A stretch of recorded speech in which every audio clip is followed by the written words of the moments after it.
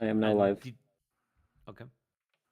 Do Sorry. you want to do the Vodyanoi and Bolotnitsa? And Orhitas called dibs on Aleshi, and Burb was in for Baba Yaga, as well as I think we'll put you with Russian fairy tales as well, because I think you had one of the tales there, so you could go with that list as well. Oh, that was fast. Yeah, it's OG Doom.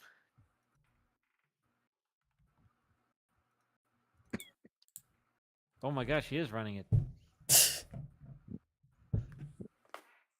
I, on the other hand, cannot run Doom. I mean, what kind of program would I be if I couldn't run Doom? Now, I can't play it for shit. The best one to get right now. But... Like, I never said I could run it well or do That's good fine. with it. At least it's not Crash Bandicoot 3. Take Mr. Tallywag. Okay. Fuck, I forgot about. I think I've done everything that I need to do to set up the tea room. Probably. With the fucking bug. Unsure. Am I forgetting something? I might be forgetting something. That's You just need the donut. The donut's in there. He's Gotcha. just in his Attack. icebox. I guess. Oh, Okay. you know what I am missing? Yeah, that's helpful. Where are they? Where are they? I'm missing my tablets. My hollow screens. There they are. That's what I'm missing. I can't even run golf. Fair enough. Oh yeah, you have that. But yeah, there you go. That's what the Doom Redeem looks like.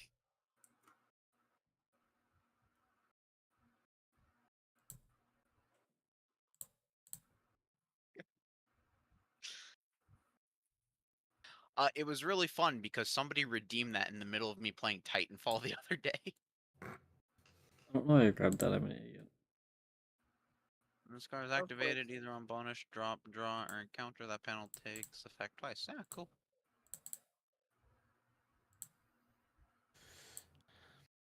And I guess in my case, I'll do probably Russian animals and Govniks.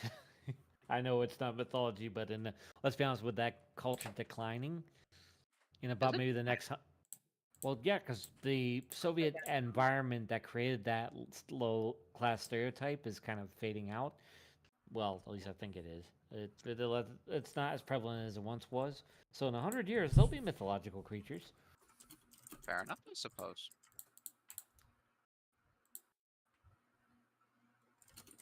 I'm playing a game that qualifies for fitting into this mythology. Sucks. What game are you playing? Inscription. Stalker, probably. Oh.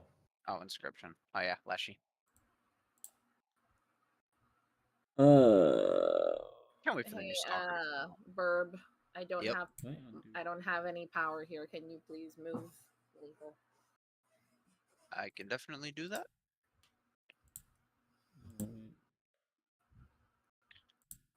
It's backwards. Thank you. And now I can move. Put you there. Sorry, Tallywag. I don't know what I just moved, but I'm trying to move Lethal into place. Hi, Lethal. Since he likes to be in the fishy tank. Also, while I'm remembering it, there you go, D. What? What happened? You'll notice it eventually, I'm sure. I'll notice it eventually. Yeah.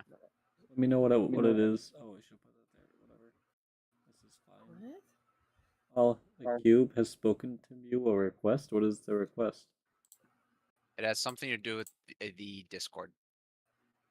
Hydrate everyone. Everyone take a slurp. You die or something? What was that? Yeah.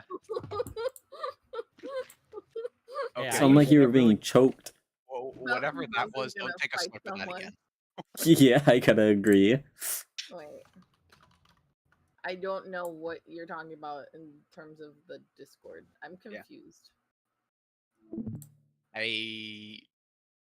change the name of the Discord room Ah! again. Thank you. Thank you. I did not wish to be in the crab room.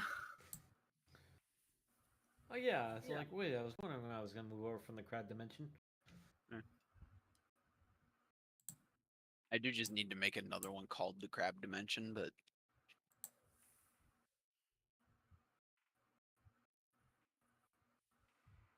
What do you mean? Oh, you should have joined after the hydrate everyone. hey, Shin. Hi, Shen. Goose only over there. Here, I'll move the goose back over.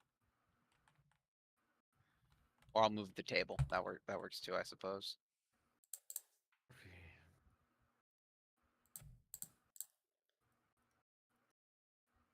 Ooh. I forget what this does. It's definitely going to do. Oh, I'm an something. idiot. I know, I remember what that one does now. Is Lethal the goose? Yeah, Yes. Lethal's the Yes, goose. Lethal is Goose. Goose in rain boots. Goose, That's Goose. adorable. They already fly, so that's useless. That is in fact what's happening. The goose. I keep picking up the table on accident.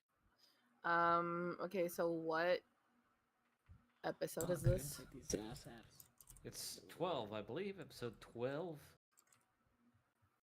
Oh yeah, there's Slabs episodes. that are going for cheap.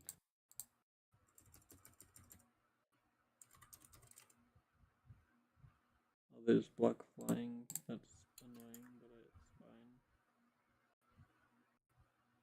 fine. Bonk. I'll unmute so it gets rid of that thing. Is today finally the day I'm gonna hear Lethal speak? No, it's doubt just it. I'm a fool! the thing is that he has spoken recently in VC. You just haven't been there. Just wasn't there. You've My missed it. moves. What is today's title though? Like the just Russian mythos? Yeah, Russian mythology. I basically did. I have this bad habit of doing like play on word titles to make people laugh, but I think officially it would be just Russian mythology. Grr. What was the title that you Okay, so it's a bit of it's an old game reference, but I wrote it as episode 12. Slavs are going for cheap, and the joke is it's a reference to the first Splinter Cell game where they say the rent's going up in jail, slabs are going for cheap. And they say it with a thick, heavy Slavic accent. So I was like, okay, slabs are going for cheap. They're like, there we go. Boom. Nobody's going to get that reference but me because I'm a dork. And now you've told us the reference. I understand it now, kind of. Yes. Shut up. Not you. Talking to my card.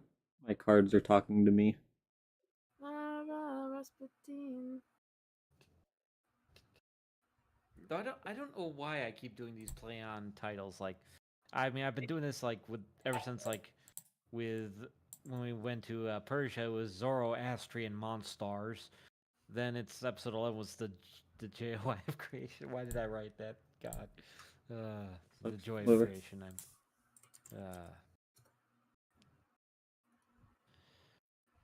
Maybe it's because I just want to make things sillier.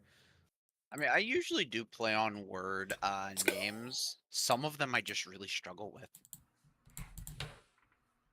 Just like overall trying to. Thank you for the roll alert, out. Mom.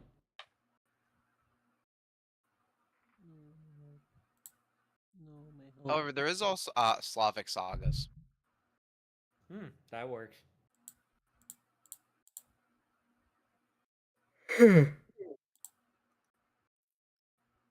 B.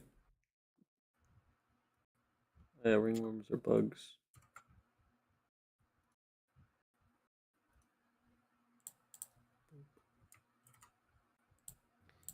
Well, you just jogged my memory. You said so. You were saying ringworms are bugs, but for some reason, I found out something this guy said. Apparently, penguins are not penguins. Huh? The last actual modern penguin that's actually of genus Penguinus was the great auk, and that thing died in the 19th century. So all the penguins we're seeing now are not penguins. Oh my god, that B. They're penguins.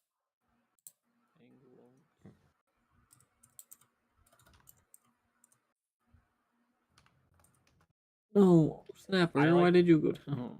Yeah. I like Mousy's suggestion, but I'm not sure if I'm not sure if I'm being called out or or if that's making a very clever reference. Shen, why do you need help? What'd you do? It's a clever reference. Okay, genius. Let's see.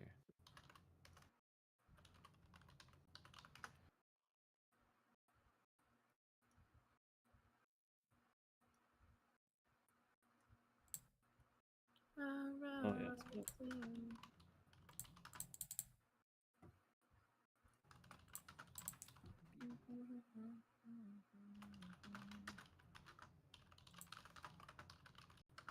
Shit. Ah. You good? Yeah, I just cracked my neck. Oh. This is fine.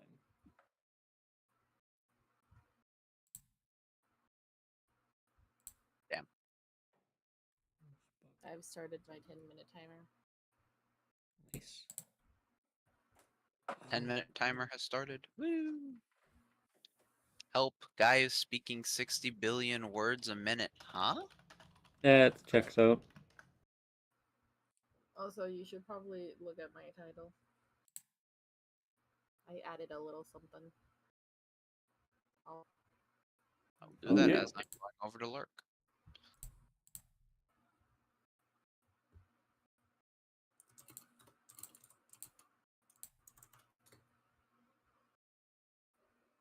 Let's see.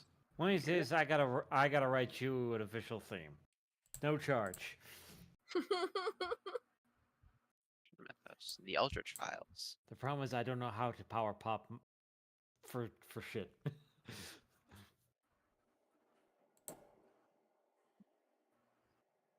I would offer to translate, but guy basically speaks in rap. Oh, okay.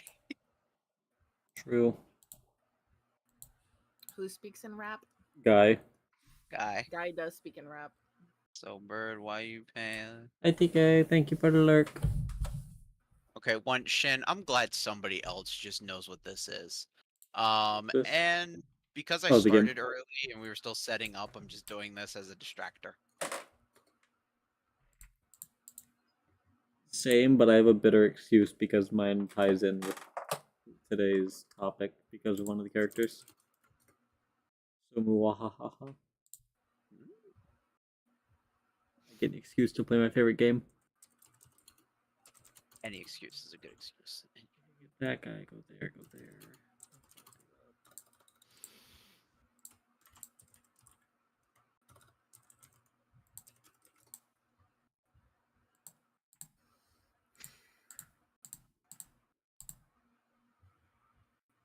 Ooh, that's gonna be a problem. I only know it from my favorite Osu player stream when he's not playing Osu. Fair enough. And to clarify, I commandeered TK's computer because he's already in bed. I didn't need it. Fair enough. Oh, damn.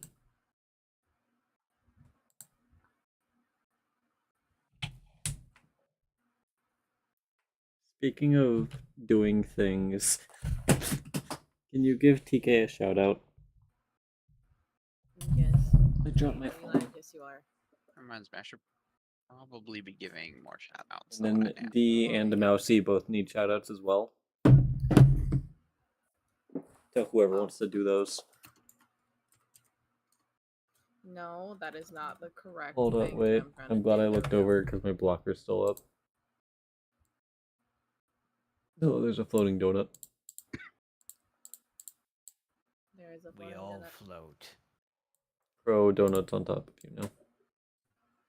Thank Wait, you what? guys for giving the shout outs. Oh goodness. What? I almost forgot my Spanish today. Nope. 1, 3, 2. Don't Don't think do about that. Spanish. Because it won't just be Duolingo going after you if you forget to do Spanish. The Duolingo bird scares me. Oh my god, I just realized I get. I'm not You risking forgot, next. didn't you? What? No. I can I have fecundity on my insects, so I can have infinite mantis gods. And by infinite, I mean 4. You're just gonna completely disable your mic just in case. Fair enough.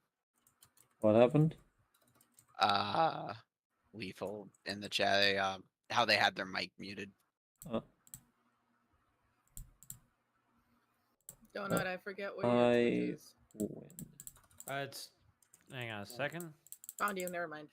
Wait, are you gonna Oh, stream? no. Stream? I don't really know how to. Okay. I probably should, but I don't know how. If you want to, when's your next day off? I can help you set up some stuff. We can help you set up. Yes. They can help you set up please. everything. I don't know how to. It's Russian Day, so we can. Ah, yes. No, no. Yeah, but let's be real. Verb needs help setting his stuff up. We're gonna help Donut. I know how to download things. Yeah. Well, I can check. My Do you? schedule You and had see. issues downloading MWO. Hey, that wasn't on me. That was the game itself having issues. That was definitely on you. It was probably on you. I downloaded it through Steam. It told me the files were wrong. I uninstalled it. I reinstalled it. It worked. Oh, the game doesn't want me to win in one turn again. Can you believe that? Baba. Ah, it's Shin. I want to see the donut stream. Yeah.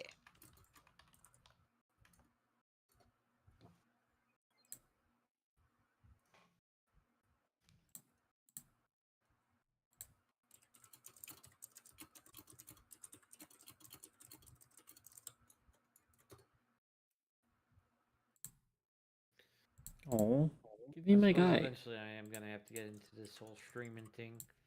You don't have to if you don't want to. Yes, you do. I Oh well. don't He even does not know. have to if he doesn't want to. I mean, I don't really feel like merchandising or anything, but maybe if I just find something to do something fun sometime, maybe I'll think about it. Hi.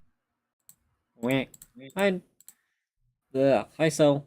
My brain just broke for a second. How's your day going? Oh no, beehive. They get Which one of us? bees. I get bees.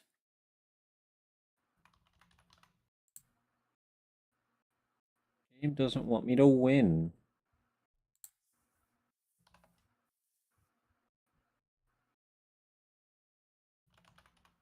Shit.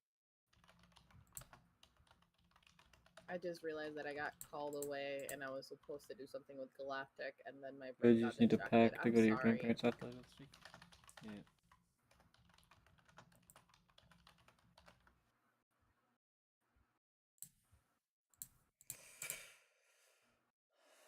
Suppose I got cockroach. Other than that, you're good? That's good. I don't want to go that way, but that's where the trapper's at, so I kind of have to go that way.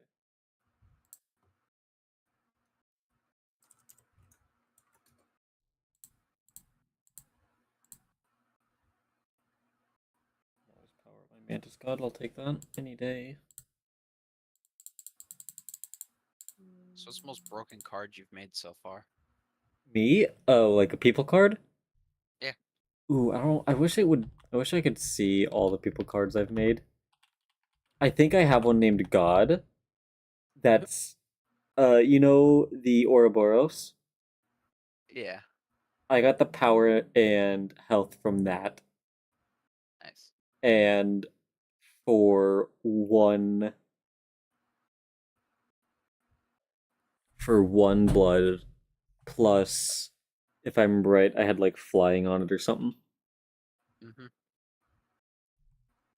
I remember So- watching a guy play. He had something like that. Lost that character from a boss he hadn't beaten yet because you know it kind of cheats. Yeah.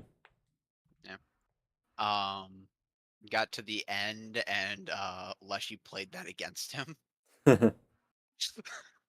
Forever since you did this. Was this the game? Wait a minute. I am confusion. Why are we confusion?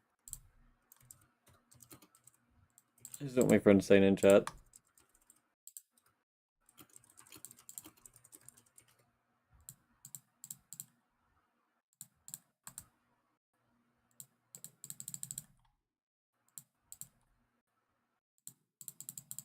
So this is a busted lineup right now. Fecundity with the Mantis God. I just need to keep increasing this number. And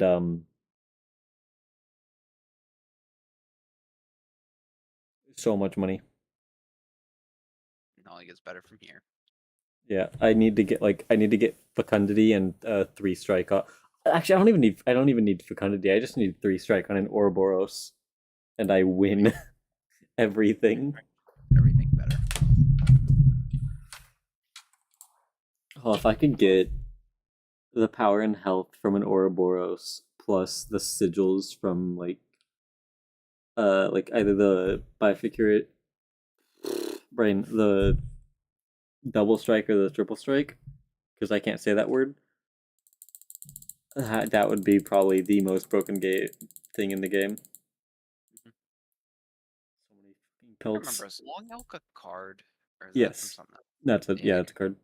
It's one of the. It's one of the. Oh my god. I have more pelts than I do monsters. I guess creatures, not monsters. But yeah, it's one of the boss rewards. Yeah. Yeah, like the description is just a freak of nature or something.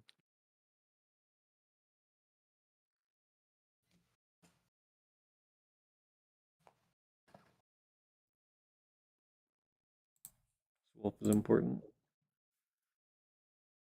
I say even though I have the Mantis God. Good old Mantis God. Nothing beats the Mantis God. Except Ouroboros. Except Orbo.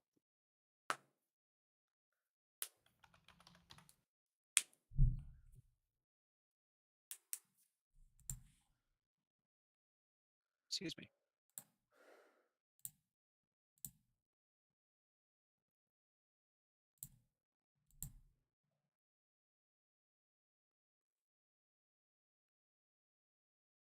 I could probably beat you. I can in fact not beat you.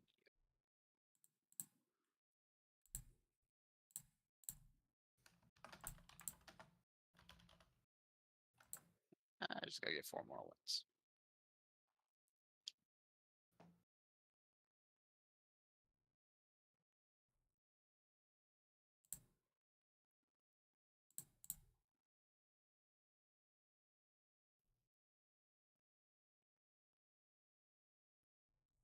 Go fish.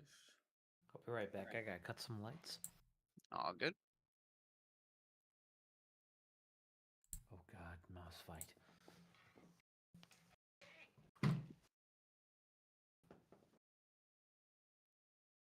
I'll take him.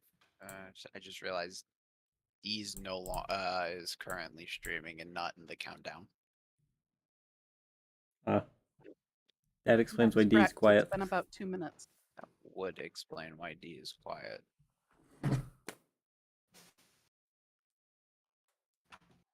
I have regained the ability to communicate again. Yippee! Come on, hand him over. Hand him over. No! Also, here's Long Elk, by the way.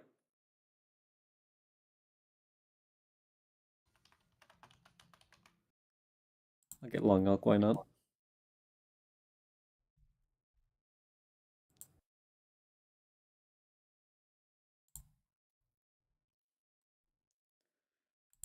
Okay. Sell, yippee, probably go up on this one.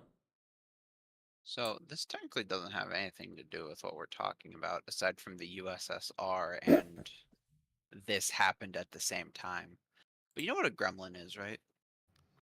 Sure. Vaguely, yeah, they're the creatures that sabotage aircraft. Yeah, they like break things. Mousy. Also, Look, I have you now. yeah. You're in my deck.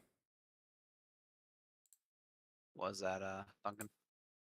I was saying I was also gonna crack a joke and say it's also a movie by Joe Dante. It is also that. But do you know where that comes from?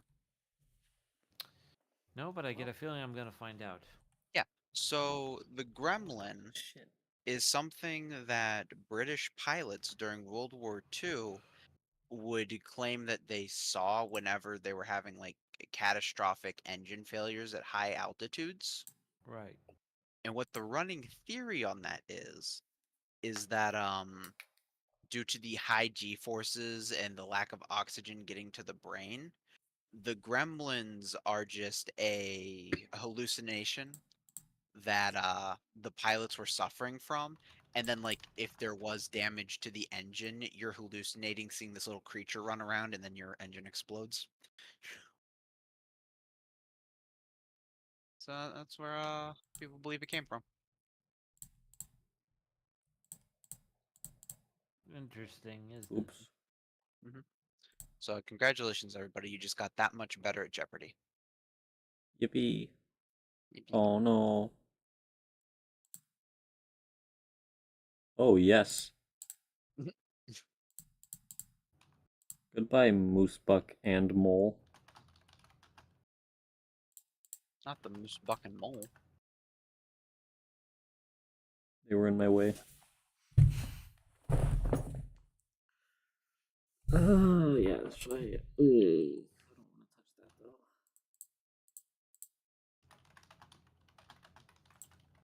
Also, I was wrong. Apparently, God was on my laptop, not on my computer. I guess because my Ouroboros is only 14 and 14. Even though I could have sworn it was way higher than that. Oh no, because I guess I reset. Oh no. God is dead, I guess. Oh, right, I'm sacrificing someone. Golden pelt.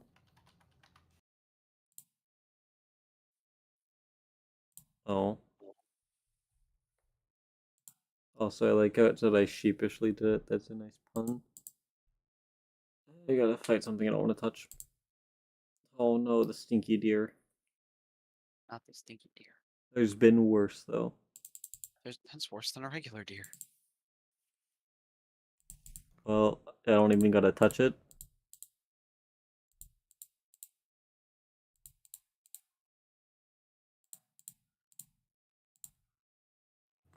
First of all, I gotta get Mousy out here. Donut, you're gonna be the death of me. What did Donut do? I am. I'm scared to I, look. I am not trying to kill the mouse. I am not trying to kill a mouse. I just want to make people laugh and make them happy. That's all.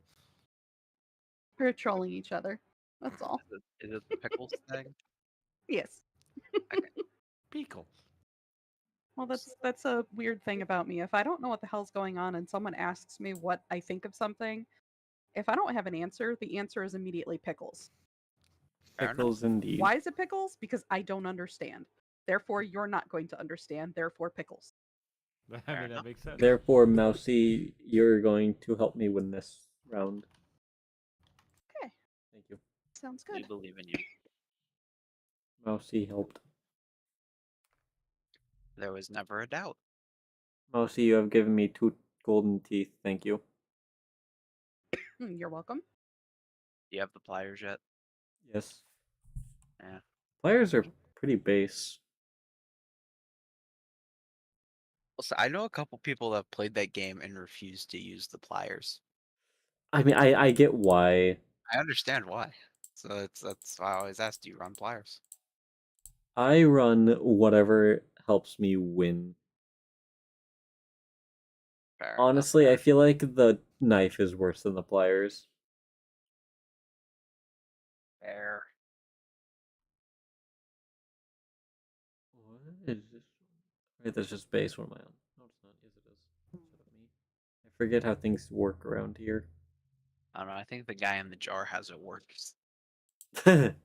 Facts. I forget his name. I also forget his name. Who are we sacking, and who are we sacking? That's my question. We can't sack Ouroboros. We could sack Mantis God, but like that's Mantis God. There you go. We can get DMCA'd on my stream.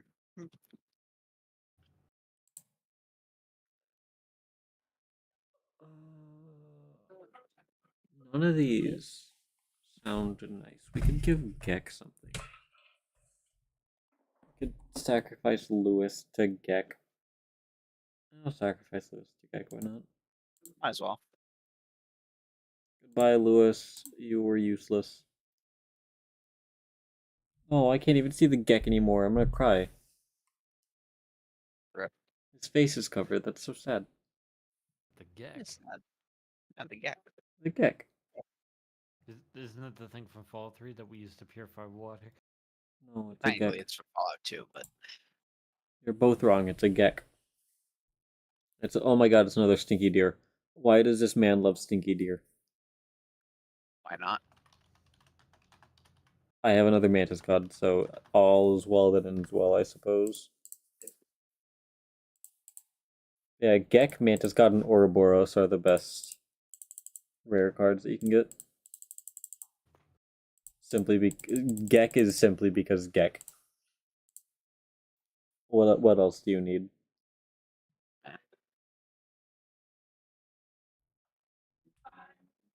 Right now, all I'm thinking of are those space geckos.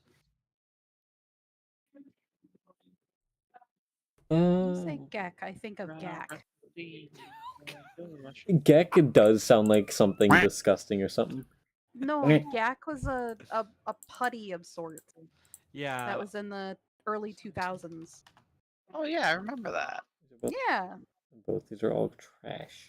Yeah, it was sponsored by Nickelodeon. I remember that. Mm-hmm. So, What? if there's silly putty, does that imply that there's a serious putty? C4. Yeah.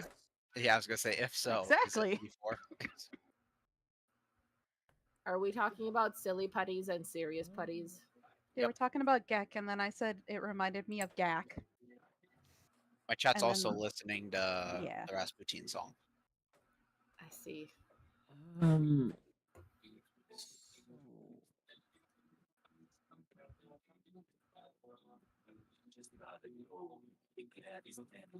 Oh my god, wait, I just realized how good that is that the worker ant has fecundity. I mean, it's kind of useless right now, but like still. Also, hi D, thank you for the lurk. Give me this man, I guess. And Okay. give him this, I guess. I'm here. Alright, we all good Welcome. to start? Yeah, give me a second to pull this guy off Chaotic and save. neutral at best. Let's let Rapid finish that fight. Yeah, okay, I'm gonna get right. Do you want me to just not do the boss fight yet, or do you want me to just hop into the boss fight? Well, one of you starts.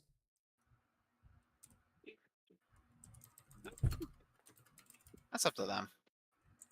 I I'm do not not gonna want lie. to start when I very much specified that I know nothing about Russian mythos, and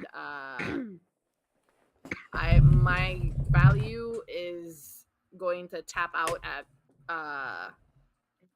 commentary, specifically comedic relief. So That what is I can my do title actually, today. I could talk about Leshy while doing this fight. I was gonna say that, or if Duncan wanted to go first. Yeah, if you wish to fight your bosses, I will. Because I suppose for one, we should introduce like where the mythos is coming from before we like get into like each creature and such. So I'll get us through the boring, the history class that you skipped in college, and go. We'll do that. Real Oh, quick. you're all though, guilty. Real quick. D. Mm. Where's the donut? Right, the donut has been talking from the icebox. Hold on. He's like, And guys, I'm still in here. Let I'm me wondering why out. it was so cold. Why I'm wrapped in a blanket. That makes perfect sense now. Donut, do you want your nightcap? Please. Thank you, Nightcap Frog and Mother. soap. Very frog mother. Oh god, that's great. Someone's gonna have to make a song out of that. But anywho, all right. So tonight's episode on Balls. Russian mythology: Slavs that are going for cheap. Okay, so obviously Russian mythos is as old as the nation itself, but Russia's gone through a lot of changes, and so trying to get at least a glimpse into what they were like before and during the Soviet Union, and obviously to show like what's come after it. That's evident in a lot of pop culture nowadays to show that it's still thriving today. So we're kind of familiar with that. So for starters, let's go back in time to pre-Christian Russia. Okay. So more or less, the organization of early Slavs is based in small towns run by groups of people rather than single leaders. So basically, that sounds like a kind of a crude form of oligarchy, based on what I'm looking at here. It would often have a strong emphasis on the family unit, and the area proposed as homeland for Slavic peoples, roughly around most modern day Eastern European countries. A lot of Eastern Slavs emerged around the Dnieper, Volga Dnieper. I'm not sure how it's pronounced. Basin. The Oka River, or Aka River, was a homeland to Slavic tribes from which Russian culture grew.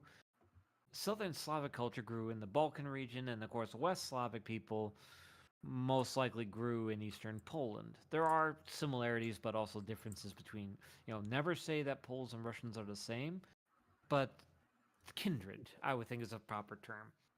I hope that is not a disrespectful thing to say. In the end, we're all brothers and sisters with different ancestries and yet a common seed that we sprouted from. Okay. So, an early Russian object of worship during this time was the. I'm sorry, I should have read this before. Was the moist Mother Earth. Okay, so that wasn't a sneeze. Got it. That was not a sneeze. I was choking. I'm sorry. I thought it was a sneeze. Okay. And a later possibly related deity was called Makash, whose name means moist and may have Finnish origin. Makash was the goddess of women, children, and animals, and was worshipped for a connection with fertility. It always comes back to that. Russian soil is generally too thin for robust agriculture. Rainfall is infrequent and inopportunely timed in much of the area, and the growing season is relatively short. Fertility and moisture are therefore particularly essential to the success of Russian agriculture. Because from early times, the Rus had an agricultural rather than hunting or herding basis for their food, so they were an agrarian society in their early days. They were not Okay, good. Needle. Sorry. They were not. It's okay. They were not on good terms with neighboring peoples, and the success of Russian society was largely dependent on the success of its agriculture. Basically, you get the crop, you survive. You don't get crop, you wind up in museum. Additionally, there is thought to have been a notable focus on the feminine element in early Slavic culture, with a subsequent shift to a more patriarchal society as Christianity got a foothold in the area. So, like, they were feminist before it was cool, I guess? Ancestor worship was another central aspect of the tribal life and served as a link between past and future generations. Animism was a common belief, but in nature and how spirits play a central role in tribal life. There was a lot of animism in a lot of pre-Christian and pagan Europe. Some I know the Finns had things called bear weddings, which is kind of interesting because bears were such a sacred animal that if one died, they would host, I think, like a kind of a wedding rite to help its soul move on. And I'm wondering if the Russians had something similar.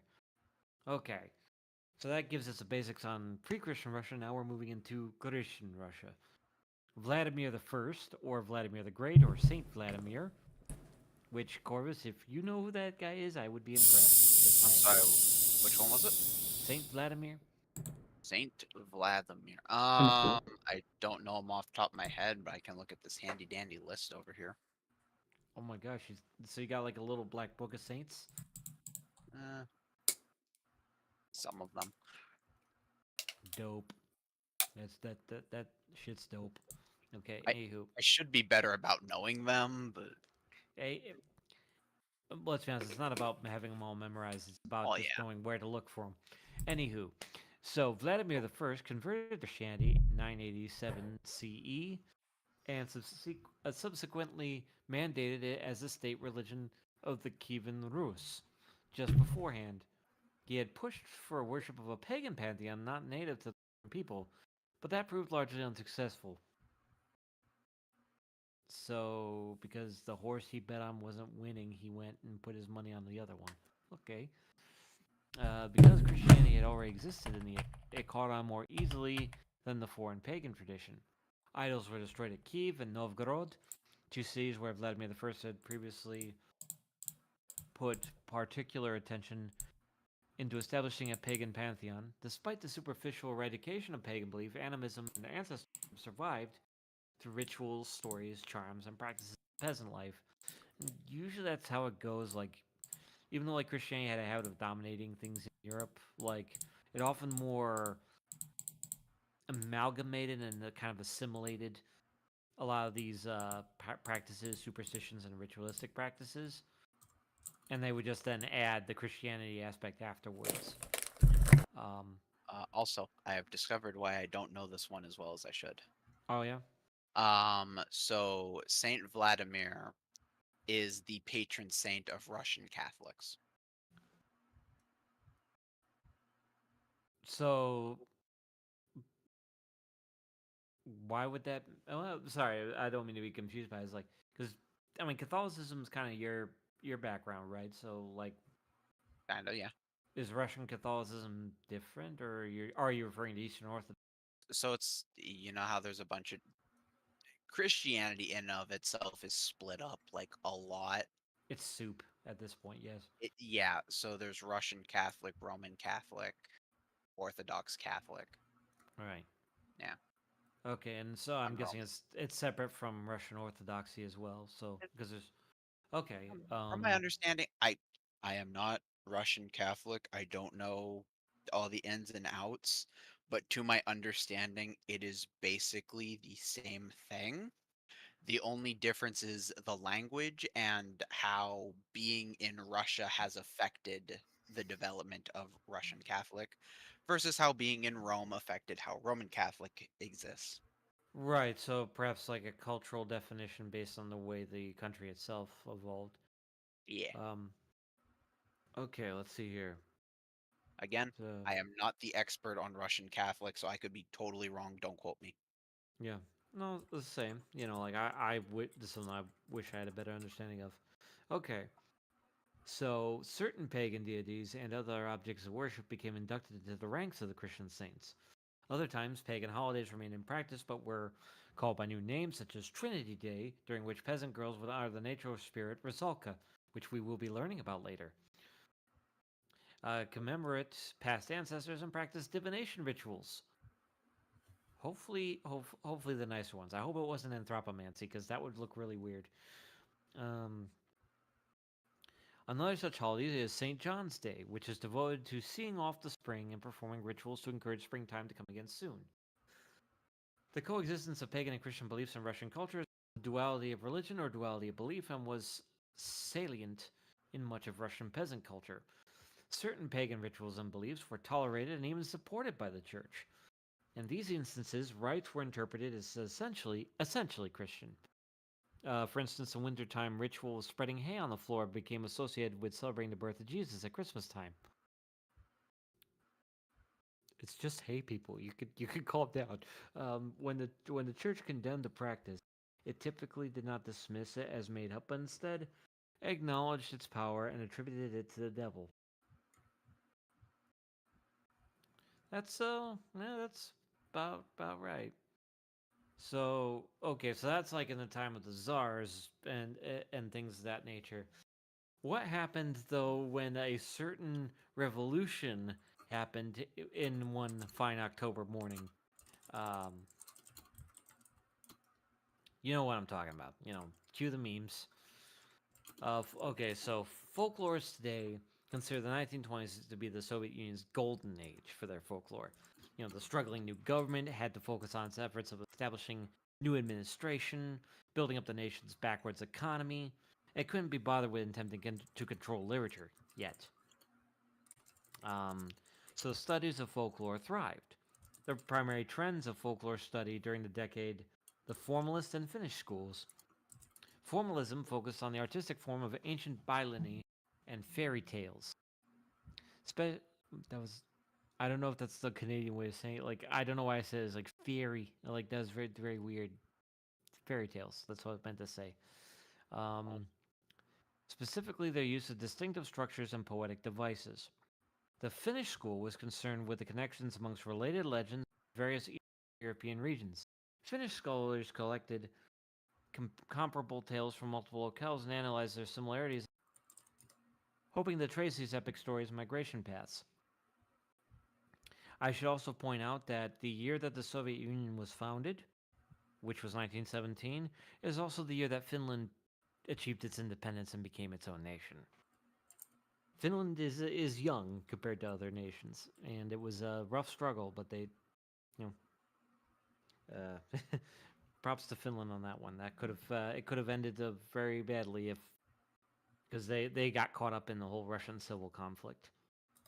That's a very polite way of putting it. I shouldn't call it that, but that's what some called it. Okay, so once Joseph Stalin came to power, and this is a bit later, and he put in his first 5-year plan into motion in 1928. He was in office that long. Oh my goodness. The Soviet government began to criticize and censor folklore studies. Yep, I remember this part. Stalin and the Soviet regime repressed folklore, believing that it supported the old Tsarist system and a capitalist economy. They saw it as a remnant of the backward Russian society that the Bolsheviks were working to surpass. To keep folklore studies in check and prevent inappropriate ideas from spreading amongst the masses, the government created the RAP. It's not that kind of rap, I promise. It's the Russian Association of Proletarian Writers. The RAP specifically focused on censoring fairy tales and children's literature, believing that the fantasies and bourgeois nonsense harmed the development of upstanding Soviet citizens. Fairy tales were removed from bookshelves, and children were encouraged to read books focused on nature and 3 and 4 was... Oh, that's something different. RAP eventually increased its level of censorship and became the Union of Soviet Writers in 1932. Good lord, I couldn't fathom that. Because I remember, like, that was part of, like, the whole reform where, ironically, they almost borderline eradicated illiteracy, but as a result, the sacrifice was you could only read and write what they told you you could read and write. And so it was that weird trade-off where everyone could read and write, but only what was acceptable. In order to continue researching and analyzing folklore, intellectuals needed to justify its worth to the communist regime. Otherwise, collections of folklore, along with all other literature deemed useless for the purposes of Stalin's 5-year plan, would be unacceptable in an unacceptable realm of study. In 1934, Maxim Gorky gave a speech to the Union of Soviet Writers, arguing that folklore could, in fact, be consciously used to promote communist values. Apart from expounding on the artistic value of folklore, he stressed that traditional legends and fairy tales showed ideal community-oriented characters, which exemplified the model Soviet citizen. Folklore, with many of its conflicts based on the struggles of labor-oriented lifestyle, was to communism, as it could not have existed without the direct contribution of the working classes. Gorky also explained that folklore characters expressed high levels of optimism, and therefore could encourage readers to maintain a positive mindset as development. Mind you, I'm strictly trying to keep this apolitical. I'm just going with the history lesson of how folklore was going. Okay. Yuri Sokolov, the head of the folklore section in the Union of Soviet Writers, also promoted the study of folklore by arguing that folklore had originally been the oral tradition of the working people, and consequently could be used to motivate and inspire collective projects amongst the present-day proletariat. Had to hydrate. Characters throughout traditional Russian folktales often found themselves on a journey of self-discovery, a process that led them to value themselves not as individuals, but rather as a necessary part of the common hole. It was a big hole. The attitudes of such legendary characters paralleled the mindset that the Soviet government wished to instill in all of its citizens. He pointed out the existence of many tales. Rabbit. Shh, keep reading. Yes, okay. Don't let your kids watch it. Okay, anywho. Let's see, where was that? Journey of self-discovery, a process that let them divide themselves. Okay, here we go. The attitudes of such legendary characters paralleled the mindset that the Soviet government wished to instill in all of its citizens, and he pointed out the existence of many tales that showed members of the working class outsmarting their cruel masters, again working to prove folklore's value to Soviet ideology and the nation's society at large. Now, actually, I gotta admit that's a pretty clever play to, prevent future book burnings. A bit of a sacrifice, but I applaud him for doing anything he could to just preserve good literature. Convinced by Gorky and Sokolov's arguments, the Soviet government and the Union of Soviet Writers began collecting and evaluating folklore from across the country. The Union handpicked and recorded particular stories that, in their eyes, sufficiently promoted the collectivist spirit and showed the benefits and progress. It then proceeded to redistribute copies of approved stories throughout the population. Meanwhile, local folklore centers arose in all major cities. Responsible for advocating a sense of Soviet nationalism, these organizations ensured that the media published appropriate versions of Russian folktales in a systematic fashion. So that's the trade-off, is like, more or less, you would have them retcon and rewritten to fit the Soviet model, more or less. But it's better than nothing, I suppose. Apart from circulating government-approved fairy tales and byliny that already existed, during Stalin's rule, authors parodying appropriate Soviet ideologies wrote communist folktales and introduced them to the population. These contemporary folktales combine the structures and motifs of the old byliny with the contemporary life of the Union, called Noviny. These new tales were considered the renaissance of the Russian epic. Folklorists were called upon to teach modern folk singers the conventional style and structure of traditional bylin. They also explained the performance appropriate types of communist ideology that should be represented in the new stories and songs. How much further is this Soviet? Oh, okay, we're getting there. We're getting there. It's a lot. It is a lot of stuff. Let's see here.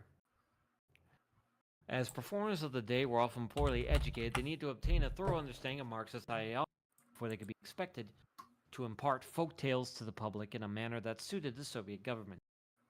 Besides undergoing extensive education, many folk performers traveled throughout the nation in order to gain insight into the lives of the working class, and thus communicate their stories more effectively. Due to their crucial role in spreading communist ideals throughout the eventually some of these performers became highly valued members of Soviet society.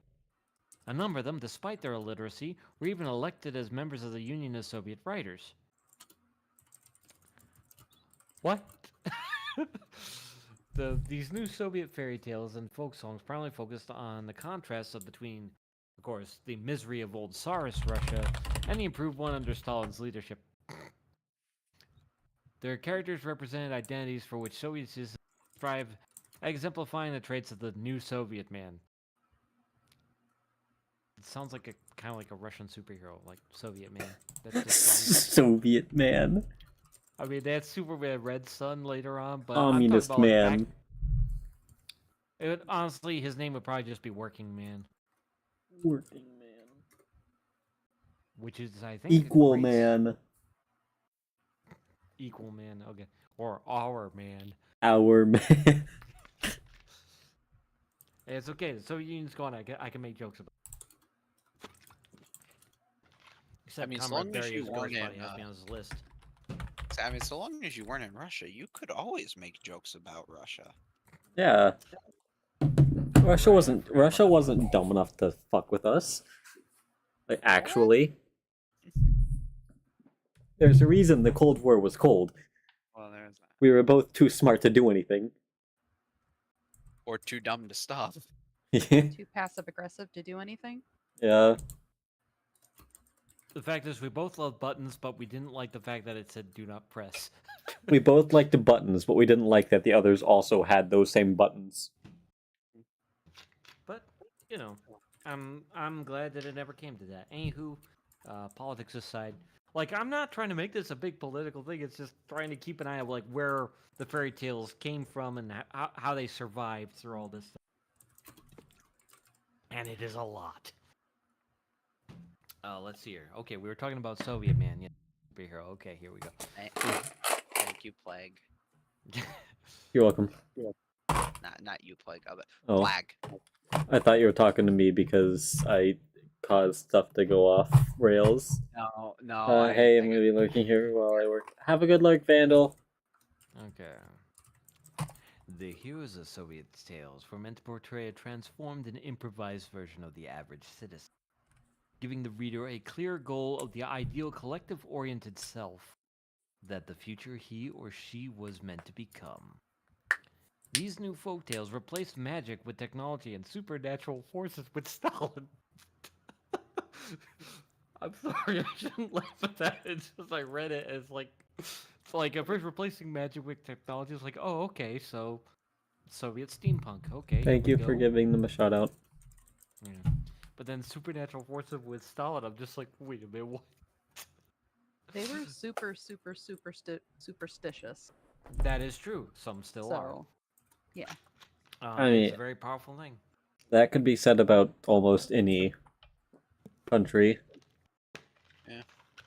Yeah, don't Like- believe me. So go ahead. I feel like Russia was well documented superstition, though. Yeah. Fair.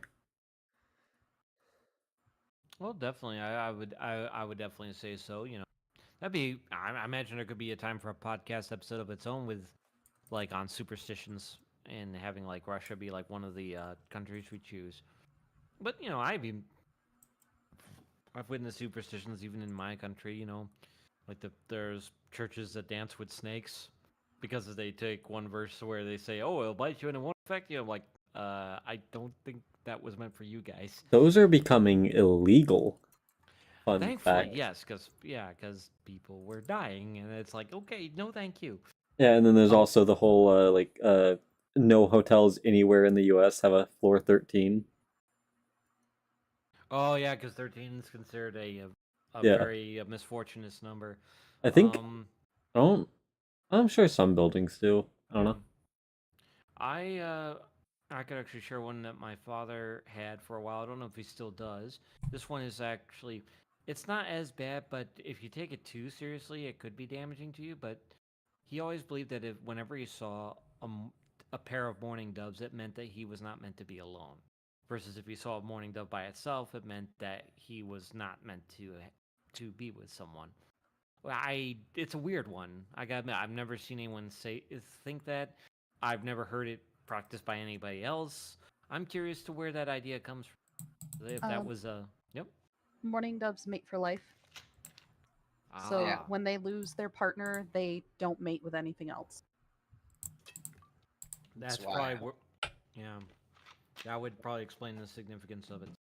Yeah. Okay, that well, that answers my question on that. So, okay, back to Isn't what. that where they could die from like a broken heart? That's swans, I believe. Mm-hmm. I thought it was more than one type of bird that died from a broken heart Oh, because maybe. they mate for life. Penguins, maybe. There's subspecies. Not all of them are, but some do mate for life. I think. Um,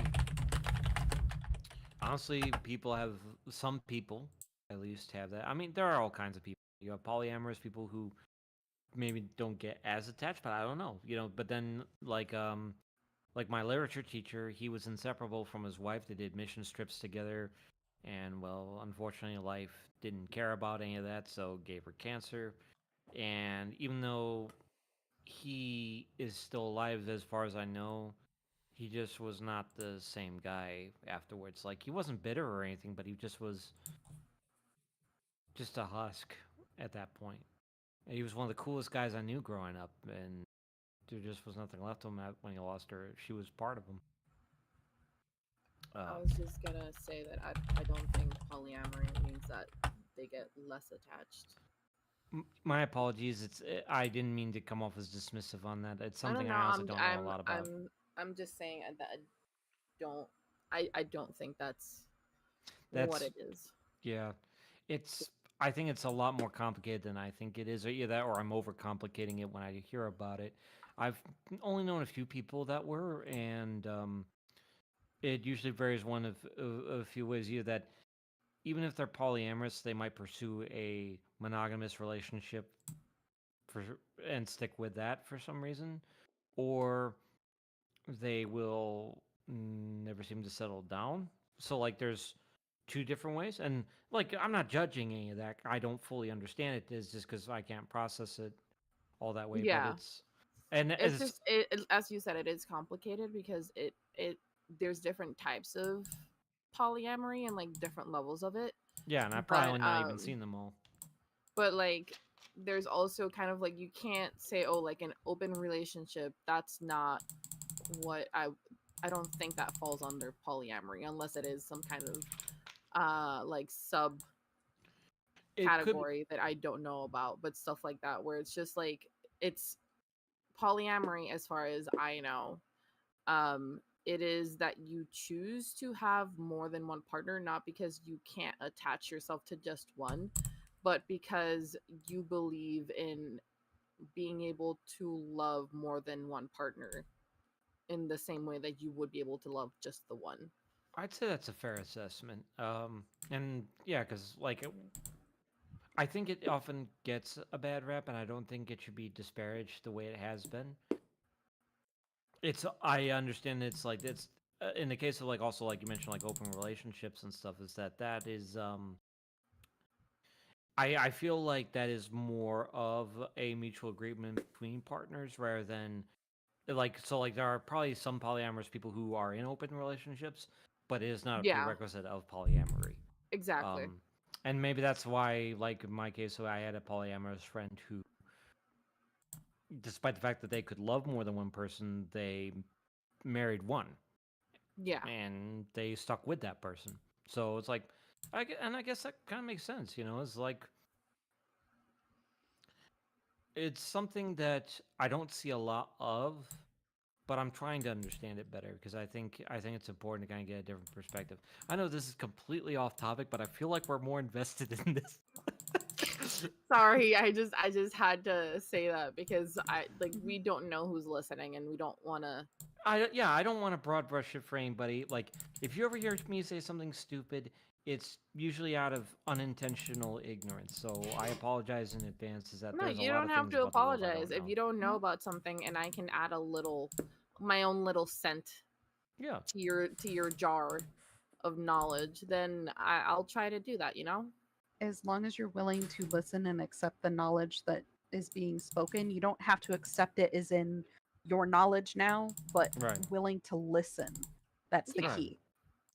Yeah, because I want to be at least reasonable and hear out like what that difference is before whether I agree, disagree, or I'm not sure yet. Is I want to be able to empathize and understand like, oh, so that's where you're coming from on this. That actually kind of makes sense. You know, be it a different culture, be it religion, be it sexuality, be any of these things. You know, all these things. I think I think it's good that you stand firm in convictions on things. Like I'm just using you in the general sense, not specifically referring to any of you guys. um, it's that like the concept of I think it's important not to compromise on your views, but to know when to be reasonable too. You know, like there. I think a lot of times we often become obstinate and unreasonable and irrational because we think that somehow that by hearing someone out that it's compromising on what we stand for, Yeah. and I think a lot of people think of it as like, oh, you're trying to convert me, or like you're trying to like yeah, manipulate me into believing things though or seeing things the way that you do. And it's not about that. It's yeah, being able to be open minded and have a conversation, a back and forth Yeah. with somebody else who might not have the same views as you, and Yeah. be able to respect each other's views. Yeah. You know, Back as long as it doesn't infringe on like back their in my rights college as people. yeah, back in my college days I was so stubborn that I took any person's disagreement as a personal attack. It was really bad. I don't know what really changed to open it up to give different perspective. I think I told you in cases like when I was unlearning some past prejudices regarding a person I believe from Syria, and they kind of they gave me that new perspective, and I came to realize that I was a huge dick, and I really need to reevaluate that. I think that was like the stepping stone for when I started to kind of open up and wonder where other things were going. Same case like with music, growing up in a particular household, we were told certain genres were bad because of things they sang about stuff. And then when I actually looked into the stories of like the singers who sang these things, I started to understand where they were feeling from. And I think part of it is because there was times that even though I didn't go through what they went through, I started feeling the same way, and I was afraid to write those things because you know was my maker going to get upset with me for the words I had to say, that kind of a Yeah. thing. I know we're completely off topic. We were talking first we were talking polyamory, now we're talking something, and then something Joseph To Stalin. get us back on track, the point is that I just wanted to just put my 2 cents in there. Didn't mean it to get this far. You may continue with your talk of Yeah. uh, Don't worry, it's only got like a couple more paragraphs. But before we continue, I do want to say I have been talking with the guys, specifically Mousy, about organizing the podcast a little bit more and maybe answering specific questions. So if there are any questions that you think that you would like to be answered in terms of any kind of mythology or any topic that we speak about, that you that would interest you to know, then please let us know. Let us know in chat. You can DM me. You can leave it in the server in the suggestions channel, just anything like that, because we really do enjoy these podcasts and we want to make them the best they can be. And we do know that we do go on a lot of tangents. Yeah. Even though our tangents are fun and they do have their own like knowledge and certain topics or whatnot. We do want to be better and get better at staying on topic and having the topic that we're trying to convey come through in a more clear and concise manner to you all. yeah. Also, real quick, hey go ahead. Jester. Also, Hadn't seen him in a while, so I want to say hi. real quick, Mousy, look at my stream. Do A you winner love is tangents, just you. not the math kind? Fair. Thank you. And also, I if have a I'm mousy hat. oh, Sorry. no, that's fine. That's awesome. If I'm talking too fast, I actually don't mean to, is because a lot of my notes were borrowed a lot from wiki articles, and so it's a mouthful of words, and I think I was trying to plow through it. So I'm by nature kind of neurotic and a fast talker. So if I need to slow it down, I can. Uh-oh. We have a neurotic donut on our hands. My Which is- ADHD will definitely let you know if you need to slow down. Such an interesting coincidence considering I don't have a brain. If I only had a brain. Sorry. I would dance and be merry. I'd be really dincy dairy if I only had a brain. brain. Oh God, I used to love watching that Anywho. movie. Yes. Next. Okay. So Galactic says you're going at the perfect pace. So there you go. Nailed it. Okay, I trust the Galactic Archer. I used to play a ranger myself in D&D, so I know he's legit, or she, or they, or Insert Mary word Poppins. from- Oh, Let's see. Sorry, I'm just claiming bits real quick. Okay, here we go. Okay, so we were at New Soviet Man. Okay, here we go. The last two paragraphs. So, okay, we've only got an hour left. Let's go. Can we get this moving along? I'm all out of time cards. Wait, do we have an hour left? Well, we have an hour left of the donut. I know that much. I was just joking about how long it takes us to get through these things. Don't you No, it's remember? just the donut tends to, Oh yeah. to he loses his glass slippers at midnight. Hey, don't you remember what your song says, D? The party's on. We can go all night. No. Actually, if I did that, I'd lose my job, so I can't. But okay.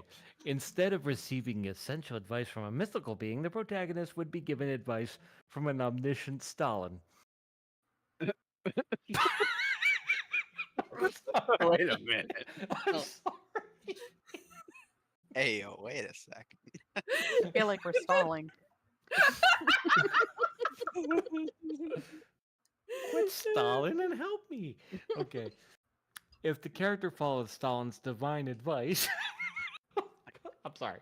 I'm sorry. I can't with you people. I'm sorry.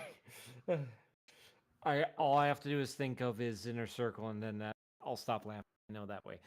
If you know anything about what his inner circle was like, you'll know exactly what. Okay. You know, everybody says that he wasn't that full of himself. I mean, who else would depict themselves as a divine being? The same guy who would arrest a guy just for looking like him. Let's hear. Touche. Yes. I mean, how many of these little men are we gonna have in history before the world learns its lesson? I don't know. I think there's something hardwired into us where we like champions, and the problem is the champions are always the assholes. Let's see here. Funny thing was, he was actually not very good at giving speeches. His voice was very reedy in front of. But He didn't have to Okay. be good at doing speeches. He was fucking brutal. yeah, 50 million casualties on top of. Oh Part of damn! it- You What? don't like what I have to say? Say goodbye to your family. I think didn't he? He was the one who said, "No man, no problem." Yeah. Yeah, but Uh. anywho, let's see here. Okay, so if he followed Stalin's divine advice, yes, he could be assured success in all his endeavors and a complete transformation into the new Soviet man. Dude, that's this is totes. This is a communist Marvel comic. All right, let's go. I have a strange feeling that Stalin's divine message was just you need to go from a 60 to an 80-hour work week and eat about 10% less in a week. Yeah, I feel like that's the advice he was giving out. and make your kids from the community housing do the what were they called, the work education they called it, which basically was community service for kids. Let's see Anyways, here. I will now stop ragging on Stalin. Yes. He did plenty of his own anyway. The villains of these contemporary fairy tales were the whites and their leader Adolus. I should clarify. When they say the whites, they're referring to the Russian White Army, which was the antagonist of their antagonist of the Russian Civil War. People, believe it or not, is we talk about World War One, and we talk, because 8 or 9 million casualties, and that was tragic. To give an example of how brutal the Soviet Revolution really was, because people joke about saying, "Oh, we got to have that over here, or we got to have it in this country." 20 million people lost their lives in Red October through the Russian Civil War, and that was in the 1920s. That's not counting what Stalin did later. And it was the Soviet Red Army with the Bolsheviks. You had the White Army, which was loyal to Tsarist Russia. You even had, I think, there was a Green Army in there somewhere, but I couldn't quite remember exactly what their loyalty. But of course, remember I did a report, and the only ones I could find decent information on were the Reds and the Whites. They were the two predominant factions, yes, and of course the Reds, one due to the failing infrastructure, and of course the fact that the Bolsheviks slaughtered the noble family. All the Romanovs were basically wiped out. But that's for another time. That's for if we ever have a history podcast, we'll probably go in deeper on that. But Our version of a history podcast is whenever you hop into the stream or the tavern while I'm playing Hell Let Loose. pretty much. But the only reason why I brought that up is to mention because it says the villains of these contemporary fairy tales were the whites, and so I wanted to make sure that we clarified this is talking about the Russian White Army, which was the Tsarist loyalists, and their leader, Idalish. It looks like the word idol, but with ISCE at the end. I'm not sure how you pronounce that. The most monstrous idol. Oh, it's literally that's what it means. Who is the equivalent of the Tsar, of course. Descriptions of the whites in Novny mirrored those of the Tartars in Bylany. In these new tales, the whites were incompetent, backwards capitalists, while the Soviet citizens became invincible heroes. And yet everyone was made of straw. Once Stalin died in March of 1953, holy crap. So he died the same year my dad was born. It's crazy. I'm not doxing my dad. I don't even know.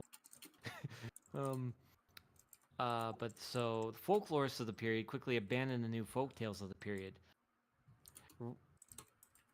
That actually kind of makes sense. This is like pretty much once he was gone, they decided to get their own stuff back. So written by individual authors and performers, Noviny did not come from the oral traditions of the working class.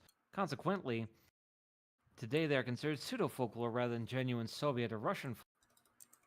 Without any true connection to the masses, there was no reason Noviny should be considered anything other than contemporary literature. Specialists decided that attempts to represent contemporary life through the structure and artistry of ancient epics could not be considered genuine folklore. Stalin's name has been omitted from the few surviving tales of the period. Instead of considering folklore under Stalin a renaissance of traditional Russian epic, today is generally regarded as a period of restraint and falsehood. I mean, you know, no shit. Okay. Now you get to take a break from my yammering. Mousy, if you are up for it, you wanted to address on magic, rituals, and charms of Russian mythology. It's not a very long passage I got there, but hopefully there's some stuff, and if you got anything else to add, feel free. I have to step away for just a second. I'll be right back. Step away, Tavarish. All right, so Wiggly Finger, magic, rituals, and charms. Nice. I'm sorry. You saying that with a sprinkle in your little paws was just too funny. It just looks like you're gonna start waving the sprinkle around like a wand. I will. Don't make me. Mouse has just won the internet. Of course she did. She always wins the internet. She's precious. Must So- protect. So, folk magic. There are two primary types of magic in ancient and peasant Russian culture. There's the unclean or evil magic and productive or good magic. The unclean is associated with the devil, generally considered hostile, and the good is protective against evil magic and seeks to produce a good for the user. Some of the magic practices, such as divination, which are traditionally considered productive magic, are largely reassigned as unclean magic by the Christian Church once it was in power. Most productive magic was homeopathic, meaning it was a symbolic action performed with the hope of invoking and related response from reality. For example, in the springtime ritual of carrying around branches with artificial birds or cookies representing birds on them was thought to help bring the bird flight associated with the coming of spring. Folk magic traditions have been recorded as persisting as of 1648 in Moscow. I want bird cookies now. Sorry. Me too. I saw that and went, cookies! Yes. That's just me. Honestly, I kind of want some cookies too. So some holiday rituals, practices associated with holidays have their origin as magic rituals. Yuletide and New Year caroling was initially an opportunity for households to show their generosity in the start of the new year, thus ensuring they would have a prosperous year Similarly, copious feasting and carousing at Chauvintide was thought to encourage a plentiful harvest. On the first night after a wedding, sometimes a couple's bed would be set near livestock so that they might influence the fertility of their animals. Other wedding traditions, like eating eggs, singing rowdy songs, throwing grain over the newlyweds, were originally intended to secure fertility, prosperity for the couples for years to come. Is that why they throw rice at weddings now? Yes, Suddenly everything makes sense. yeah, you want good crops. And I knew that even before I read that. So, charms or incantations or precautions, or another word for it, whisperings. Um, Charms are magic words to accomplish a variety of tasks. Some charms might be used to banish a leshy, like saying sheep's wool. Others might be used to imbue magic action. Goodness. Others might be used to imbue an action with magic, so the ritual would be effective. One common structure for the charm is, goodness, I am losing myself. I'm sorry. It's okay. For it to describe an action as its intended influence. So that person would go to perform an action and achieve the described result. For instance, one love charm begins: I will rise, the Lord's humble servant, name stated. I will come to the house, into the doorway, from the doorway to the gate. It is common as well for a charm to invoke God or saints. There's also a charm stated here about toothaches, uh, which is three paths. A tree stands by the road. Under the tree, a corpse lies. Past the corpse goes St. Anthony and says, Why do you, corpse, lie here? Do your teeth ache? Do your ribs hurt? Do worms eat you away? Does blood flow out of you? Nothing hurts. Grow numb, you too. Teeth of God's humble servant, name stated. Like in a corpse, make him strong, Lord stronger than stone. Which is one of the oldest recorded references of Russian charms, which was dated back to the 10th century. It's pretty metal. Mm-hmm. Unfortunately, that's all I got on charms. I think we were going to have the Burb make reference to Russian fairy tales because I know he had some notes on that. I had some brief notes on that. So depending on actually, if it's okay to hold for a moment, I just need to step away for a quick moment. I will be back. I promise. You're fine. I will be right back too. Oh, well, I guess, Mouse, it's up to you and me to. Sorry, I go get food. I'm hungry. Yeah. If Ready? Yeah. If you want, Mousy, you could either I got one on Russian animals in mythology, or you said you wanted to do the one on Rusalka, which if you scroll down the list, sorry, pardon me. I'm going to give my voice a moment. Yeah, sure. Sure, no problem. Yeah, so I will be right back, and then if Burb does not come back to do the fairy tales, then I will move on to the animals page, unless someone else would like to add something. You're good. Just go do what you gotta do. On that note, I'm gonna do a chat check-in. How's everybody holding up? How's everybody doing? Your froggy's getting real eepies. It's too hot in my room. It's 91 degrees, and it's making me feel like I'm gonna faint. I'm drinking a lot of water. Trust me, it is not a lack of water. It is just too hot.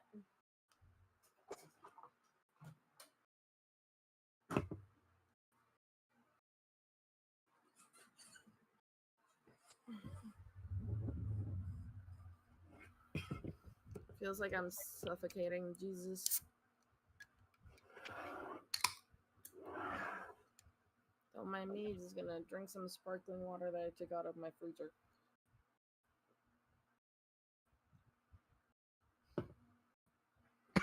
I'm hydrating any and all possible ways that I can.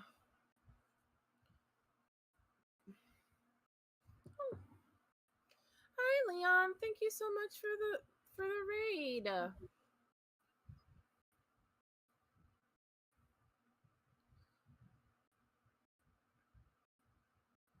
How'd your game go? I'm not gonna lie, I'm not really sure what game it was that you were playing.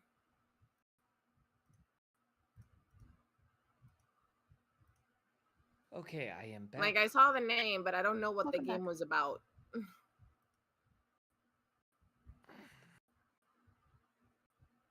Has the burb returned? Yeah, I'm Negative. back. Oh. Okay. He didn't say anything, so I didn't know. Okay, Rabbit? What Not I Rabbit yet. Oh, Mousie's wait, just faster. Mousy Mousy is even beat faster. me to it.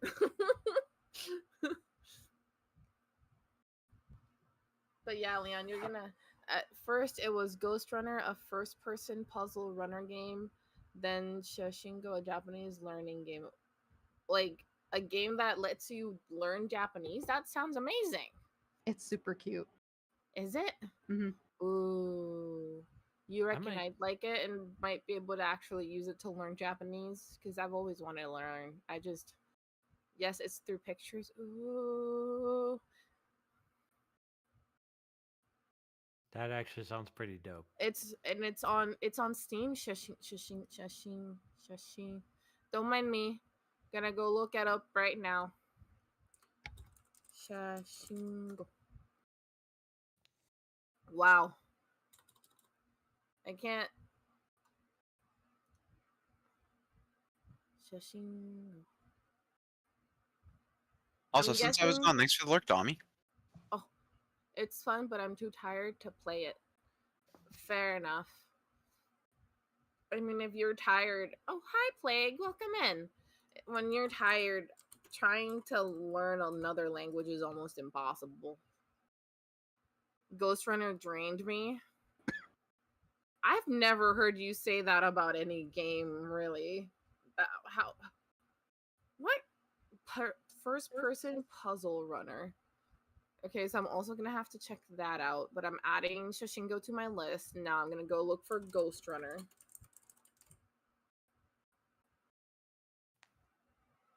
Wait, oh.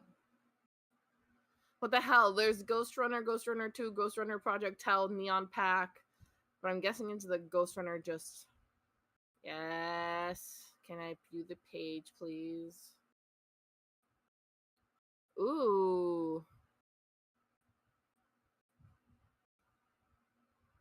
This looks fun. I hope next time you play it, I can catch it. If you get mad like me from dying in a single hit 56 times in 5 minutes, you will hate it. Yeah, those are the kind of games I can't play. I mean, I in that case, I won't watch it. No, I won't play it, but I watch you play it. I'll enjoy myself through you.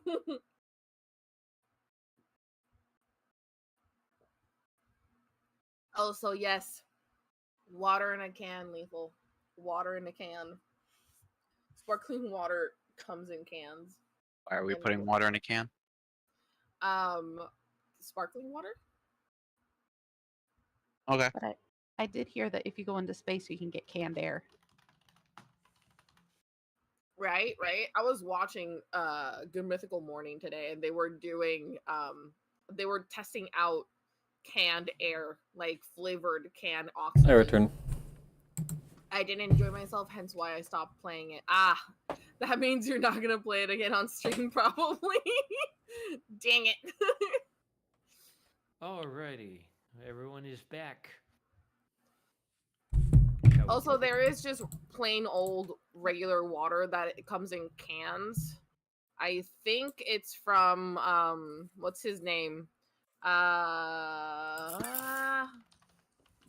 He does dang it, I forgot his name. He's an actor. Uh-huh. Words. What does he Which do? one? He does Aquaman. Jason Momoa. Yeah, him. Jason Momoa. Yeah, Jason Momoa owns or owned a company that does canned water instead of bottled water because canned bottles. You didn't get me with that. Or at least that's what, you know, that's how he marketed it. And it's regular water. It is not sparkling. And I also think there's another brand called I know Liquid Death exists. yeah, Liquid Death. That's the one. Thank you. Thank you. Liquid problem. Death is pretty good. Ooh. Someone that's had it. Yeah, I've had it too. I've had it. It's I definitely figured that was water. my brother. It's just water in a can. Yep. Its gimmick is that it's from the Swiss Alps, I think. Huh, interesting.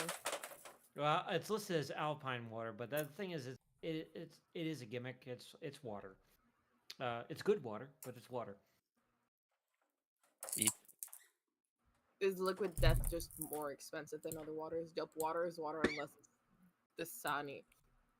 I do not like Dasani. I'm sorry. Dasani is salt with a little bit of water in it. It is. As is Aquafina. Exactly. I cannot deal with either one of those waters.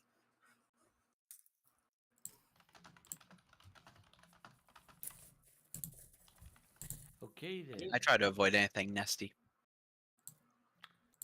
Yeah, Fiji water is pretty good, but it's overpriced. I mean, I get it. It's supposed to be artesian water, but I take that with a grain of salt. Which one? Fiji water. Oh, Fiji? I do not like Fiji at all. I like the memes I've heard water isn't supposed to fizz when you open it. Right. I mean, it does if it's sparkling.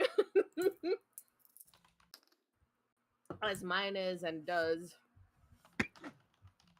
I didn't used to like sparkling water, but that's because the only sparkling waters that I had tried were the thank you.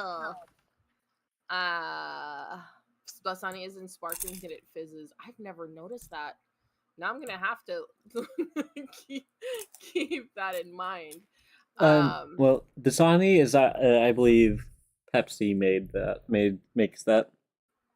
Either Just Pepsi or purified Coke. tap water. Dasani and Aquafina, one of them is Dasani is Coke. Coca-Cola. Yeah. and the other Aquafina one's is Pepsi. And it's basically the filtered out stuff from when they're making the sodas and stuff, I think. Like the resulting water that gets filtered over and over again, but it just has a bunch of salt. I don't know if y'all want to ever look up YouTube and look at like the alkalinity tests and the testing of like Poland Springs, Life Water, the And almost water all that of comes them in failed, a milk yeah. carton. That the scale on all of them is insane. Which is why I am able to tell you what kind of water you're handing me because I can taste the difference. Yeah, I can taste the difference in waters, but I just want to point out that Leon says just because a soda company makes water doesn't mean it has to fit. True. That's meme worthy right there. Well, It well definitely said, sir. does not have to fizz. But I was just gonna say, if you have never really liked sparkling water, it's probably because you've tried LaCroix or LaCroix, whatever how you want to pronounce it. And honestly, it is that is probably the worst sparkling water that I've ever had in my life, and it kept me away from actually enjoying sparkling water for a very long time. Are you telling me you don't like the flavor of shipped next to a single strawberry? No. I'm telling you right now, I do not like the taste of bad static water. I like good static water. The ones that I have been buying as of late have been our Kirkland brand, and they come in lime, lemon, and I think grapefruit, and they are quite nice. And I do recommend these 100 times over than LaCroix. Best water I've ever had came from a mineral spring well that is fair enough. I've had water like straight. I could have gotten sick, just literally from a stream coming down a mountain here in Puerto Rico, in our rainforest. We ran out of water, and there was just a little trickle of water, and we were like, ah, well, if we die, we die, I guess. But it tasted so good. Yeah, we used to have when I lived in upstate New York. I'm not doxing myself because I don't live there anymore. Um, but we had these springs because we lived near the Adirondack Mountains and most Finger Lakes, the largest source of fresh water, at least on our side of the planet. And so that water was always fresh, and the local water companies were actually able to tell us like, hey, if there was like contaminated runoff or anything that would affect it, to say, okay, you're gonna have to wait till it clears out, so they'll put a sign up. But most of the time, like usually what would happen is because when I lived on a farm with my family, runoff from the farmers' fields would contaminate our well water, and so we'd have to go and bottle up at the springs instead. But honestly, the spring water tasted better anyway, so it was no great loss. I have Yeah, to say just 100% because I know exactly what you're talking about. Yeah, that's what living next to a commercial farm on an incline will do to you. I don't know what that's like, but I do know that I felt really stupid the one time I was in Austria and I wanted water, and at the hotel we were at there were no like vending machines or anything. I went up to the bar and I was like, "Hey, could I get some like water?" Like, and it doesn't have to be bottled. I just want some water. And the woman looked at me and was like, "You could have drank water from your room." And I was like, "What?" And she just takes a glass, while she's still staring me down, puts it under the tap, opens the tap. The glass is fogging up because the water is so cold. Hands it to me, and she goes, "There, your water." Oh, jeez. Cold as ice. I was just like, "What the heck?" And I was like, "Oh, okay, thank you." I drank it. And it was so good. And I was just like, "Okay, now I feel stupid." OBS did a funny. What did so I OBS Funny do? disconnected. Fun. OBS is so good at telling jokes. Like your stream disconnected. Apparently. I got the spinny wheel on his right now. Yippee. Oh yeah, spinning wheel. Yay.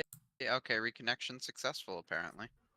Oh, not before your stream ended though. I think you need to turn on the No, I've got him setting. live. Yeah, but it ended for like a second. I Mm. got the like offline thing before I refreshed it. I think you need to turn on a setting in the stream, in the dashboard that lets it go into the disconnected screen, so it doesn't end your stream before you can reconnect. Where's that setting at? Uh, questions. We'll deal with it another time. I will look for it while Mousy keeps going. Speaking of water, Donut, how do you say it again? What about water? The mermaids. Oh yes. I'm doubt I'm get pronouncing it right, but Rusalka? Rusalka? Rusoka. Yeah.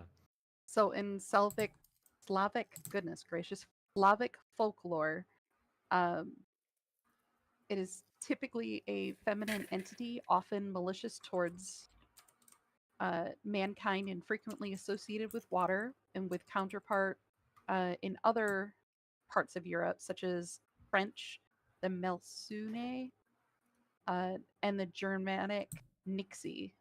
Folklorists have proposed a variety of origins of the entity, including that they may originally stem from Slavic paganism, uh, where they may have been seen as benevolent spirits. I can't say it, so I'm going to say the mermaids appear in the variety of media in the modern popular culture, particularly in Slavic language speaking countries, where they are frequently resemble the concept of the mermaid. Wait. What can't you say? Where is it? What did I miss? I'm sorry. The Rusalka. Oh, the Rusalka. Rusalki. Yeah, it's yeah. Rusalka. And then the Rusa- plural is Rusalki. Rusalki.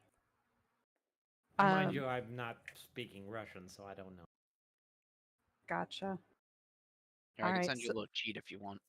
Please. Rusalty. Rusalki. Not me accidentally almost sending Matt to D and not you. Also, Burb, I sent you in your chat the where you can find it.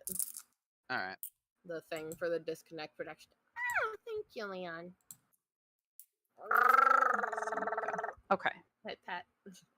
So in northern Russia, the Rusalka Yep. are also known by various names, such as the Voldiantia. Vodyanitsa, I think. Where is it? I can't see it. I missed it. Middle paragraph. Oh, Because O would be like Vodyanitsa. yeah, something like that. Yeah, Vodyanitsa. Which Yeah. I think so. translates to she from water or the water maiden, or Kupalka. Kupalka, Polka. which is bather, or the Shatovka. No, Yes. you Shatovka. You're waiting for that one, weren't you? I was waiting. He had that prepped and loaded for a while. He did. I He did. really did. Wait, I missed it. also- No. Which also means joker, jester, or prankster.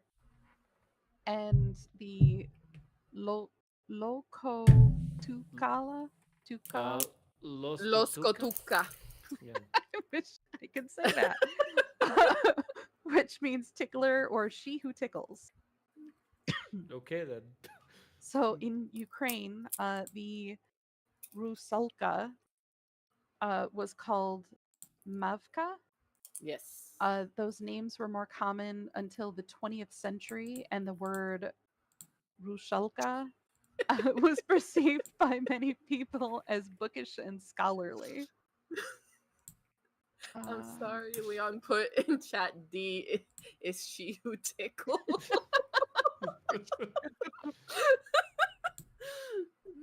Okay, Logan. You'll be asleep soon, though. We'll sleep soon. Nice. Okay, you may continue. Yes. I'm following your every word. I'm not sure this part I would add. The 'cause it doesn't etymology make part. sense to me. Yeah, it doesn't make sense to me. It's more crazy words, I think. I think that's the reason why. Yeah. My brain shut down when I tried to read it. It's okay. It wasn't my best copy, I'm not gonna lie. But we got pretty pictures. Oh, and we got some comments down there if you want. I forgot I put those there. Like, there's variations. So, like, if you scroll down, you'll see comments. Oh, I Yes, didn't let's see hope you those. don't have a bloody nose. Oh, there are variations. What the hell? Known Rusalki? Ooh. Oh, yeah, that's right. There are some well-known results in folklore. Oh my god, there's so much information for you to say, Mousy. Aren't you excited? Oh, my asthma just loves this. You can pare it down. It doesn't have to be verbatim. Yeah, I'm looking here. My brain doesn't work as fast as I need it to. Let's see here. I feel that. So, lore often says that the Ralsuki could not completely stand out of water. Some fiction works tell that they could climb trees, sing songs, sit on docks with only submerged feet, comb their hair, or even join the others in a circle of dances on the field. In particular, a feature of such stories revolves around the fact that this behavior would be limited only by certain periods of the year, usually summer. Let's see here. So region specific specifics pertaining to the Bralsuki differed among regions. In most tales, they lived without men. In stories from Ukraine, where they were often linked to water, in Belarus, they were Belarus, yeah. Belarus. Yeah. They were linked with the forest and the field. They were usually pictured as beautiful naked maidens, but some areas they were imagined as hideous and hairy. They were also said to tickle men to death. Well, we know where that came from. Must be from DeviantArt. According to some Russian beliefs, the Ralsuki had an appearance of very pale little girls with green hair and long arms. In other beliefs, they were described as naked girls with light brown hair.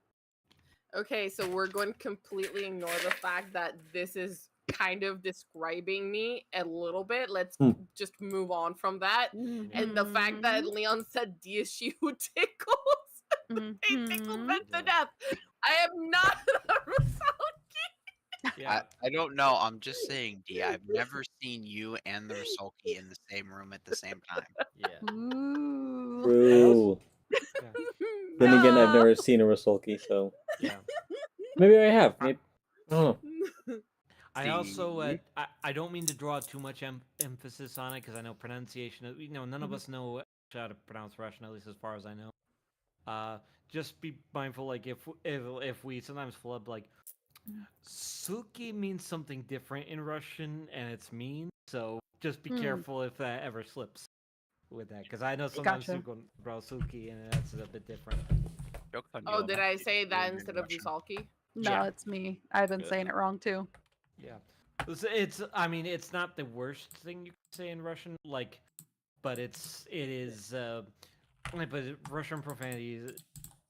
It's like anything said with the proper intent can become a cuss word in Russian. It's a joke they have. I just in case, because I don't know if we got any Slavs listening, and they're probably like, I don't know. Oh, okay. So a female dog Yes. is what that translates to. Yes. Gotcha. If Google is to be believed, which I'm sorry, I just read ahead of you, Mousy. The Mhm. next paragraph does not help my case. Uh-huh. All right, you may continue, Mousy. All right. So in Poland and Czech, water rusalka Yeah, that works. were younger and fair-haired, while the forest ones looked more mature and had black hair. But in both cases, if someone looked up close, their hair turned green and their faces became distorted. They killed their victims by tickling them to death or forcing them to participate in a frenzied dance. In Polish folklore, the term rusalka would also stand for Boginka? Booking, I'm guessing. and a whole lot of words that were thrown at a board.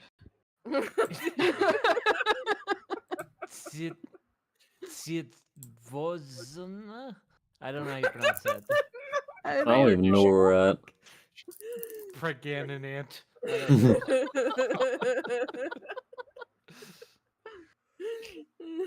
Oof. Wait, where are we? Go down to Rusalka and then scroll down to the comments section. Yeah. Uh-huh. You'll probably see the parts that basically Yeah. are describing me as Rusalki, and I am not Rusalki. That was for region specific. That was the last Yep. paragraph of I don't know, region D. specific. You're not doing a good job at beating the Rusalki. I know, Allocations. I know I'm not. Oh boy, just wait till we get to the Vodnik. Oh no. All right, so there was an entire week for these guys. They were believed to be at their most dangerous during the Rusalka week in early June. At this time, they were supposed to have left their watery depths in order to swing on branches of birch and willow trees by night. Swimming during this week was strictly forbidden, lest mermaids would drag the swimmer down into the riverbed. A common feature of the celebration of Rusalnaya? Rusal- okay, was the ritual banishment or burial of the Rusalki at the end of the week, which remained as an entertainment in Russia, and you said it before, Belarus. Belarus, yeah. and Ukraine until the 1930s. Okay, then. And then we have a few different known ones. One was Dana, was mentioned in a folk tale. Her wicked stepmother envied her beauty once they went to swim near a water mill, and the stepmother drowned Dana. Dana had a groom, a young. Word. A word in Yeah. Russian. Um, Chinyaz, I'm gonna say, and we move on. Yeah. yeah, I'll have to look that up. That's a weird one. He longed for his late bride and often came to the place of her death. Uh, One day he. Really quickly, it is usually translated into English as prince, rarely duke. Okay. So he was a Yeah. So a prince. young prince. Gotcha. One day he stayed late into the night and saw how beautiful the maidens began to jump up on the water mills or wheels, laughing and combing their long green hair with white combs. Seeing Dana among them, the young prince rushed to her, but the Rusalka had already jumped into the water. The prince dived after her, but got entangled in her hair, falling into the underwater palace. Donna told him to get out as soon as possible if he wanted to return, otherwise, it would be too late and he would die. The groom replied that he would not live without her and he would not go anywhere. Donna kissed him, after which he became the water king of the river. Oh, Aw, happy dang. ending. Right? You don't see He those got very the often. good ending. That Yes. was cute. Then Dang. I have a few others here. So there is a Kostroma, a, Yes. a spring summer ritual character, as well as a fertility goddess associated with the Rusalka and the Matkas. According to the myth, she drowned herself in the lake when she discovered that her newlywed husband, Gopalo, Follow? Kupalo. was her brother. She lured every man who met her into the watery abyss. Later, the gods took pity on the Rusalka and turned her and Kupalo into a single flower. So I'm So- assuming that's how they got their name. So, an accidental case of Sweet Home Alabama leads her to go on a murder spree. And then, when all that happens, instead of being taken to justice, the gods turn them into a flower. Interesting. You know, Huh. if I had $1 for every time something like that's happened in mythology on this podcast, I have $2. Wow. Okay, then.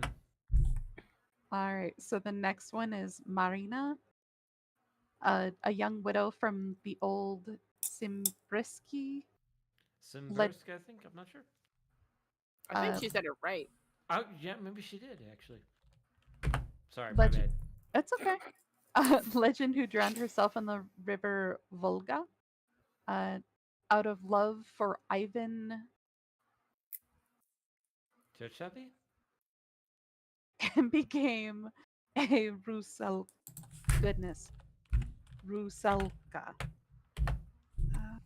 see here. It was said that she was able to take the form of a swan when she swam.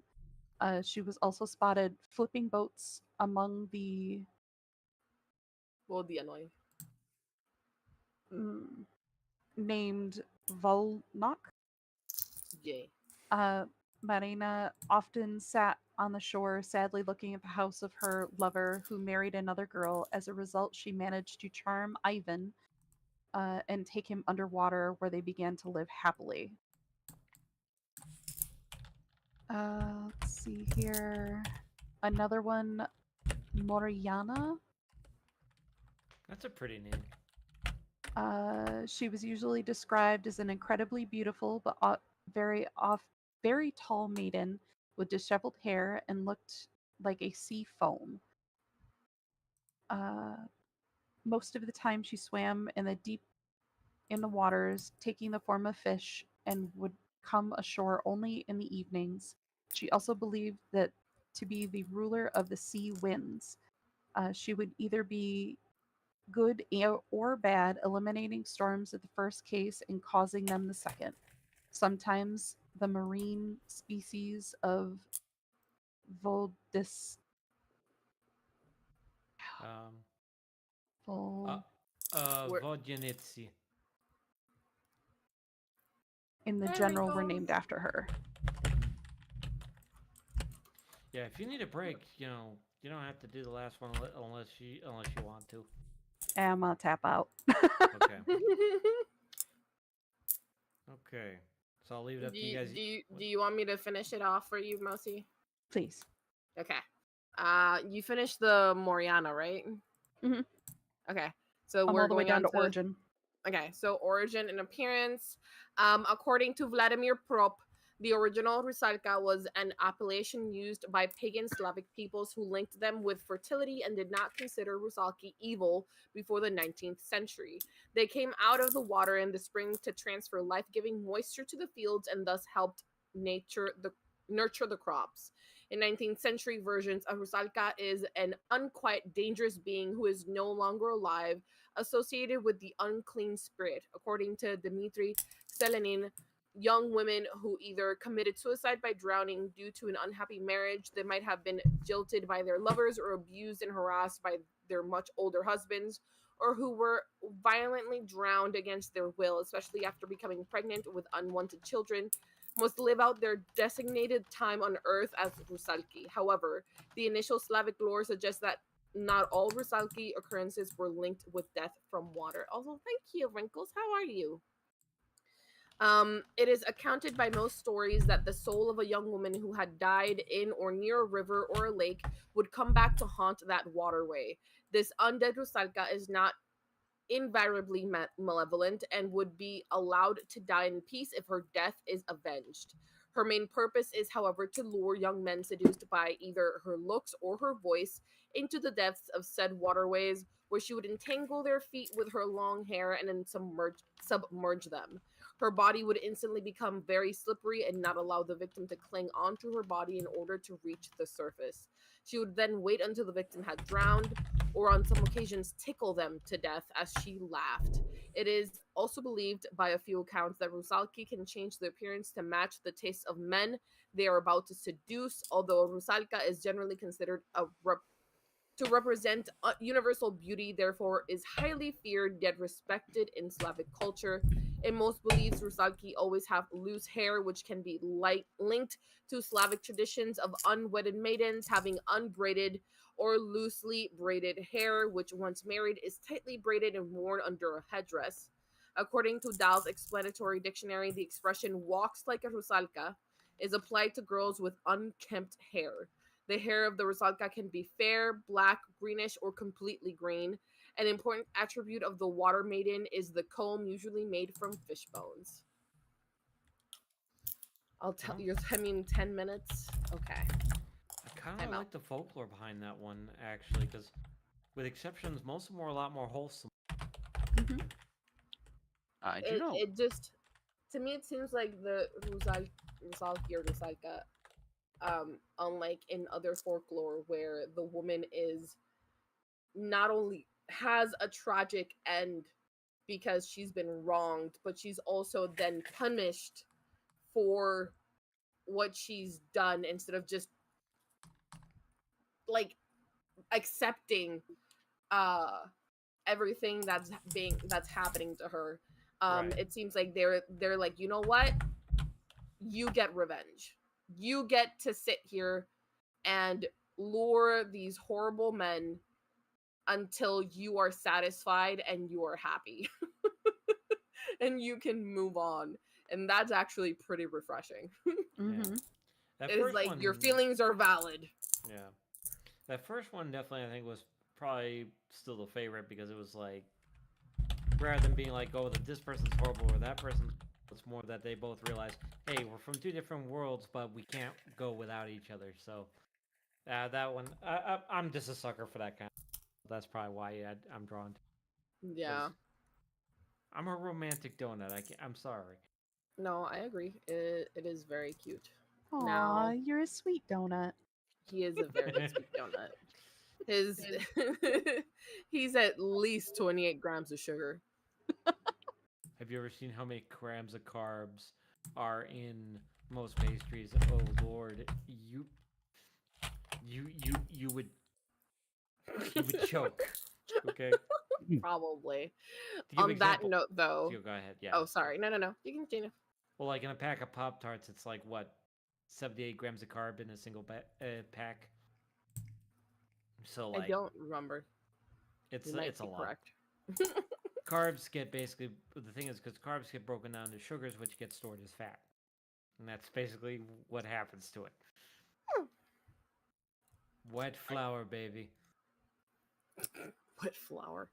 On that Yeah, note, Genuine. on that note, I'm gonna talk about the Vodyanoi, Oh yes. which, as Donut has put in the title, friend of yours, D.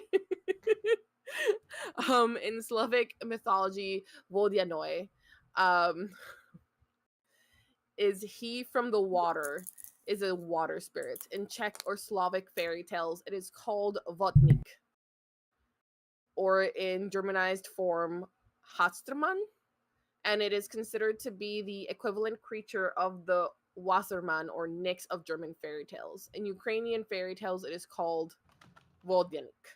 I can't. Vodyanoi is said to appear as a naked old man with a frog like face, greenish beard, and long hair, with his body covered in algae and muck, usually covered in black fish scales.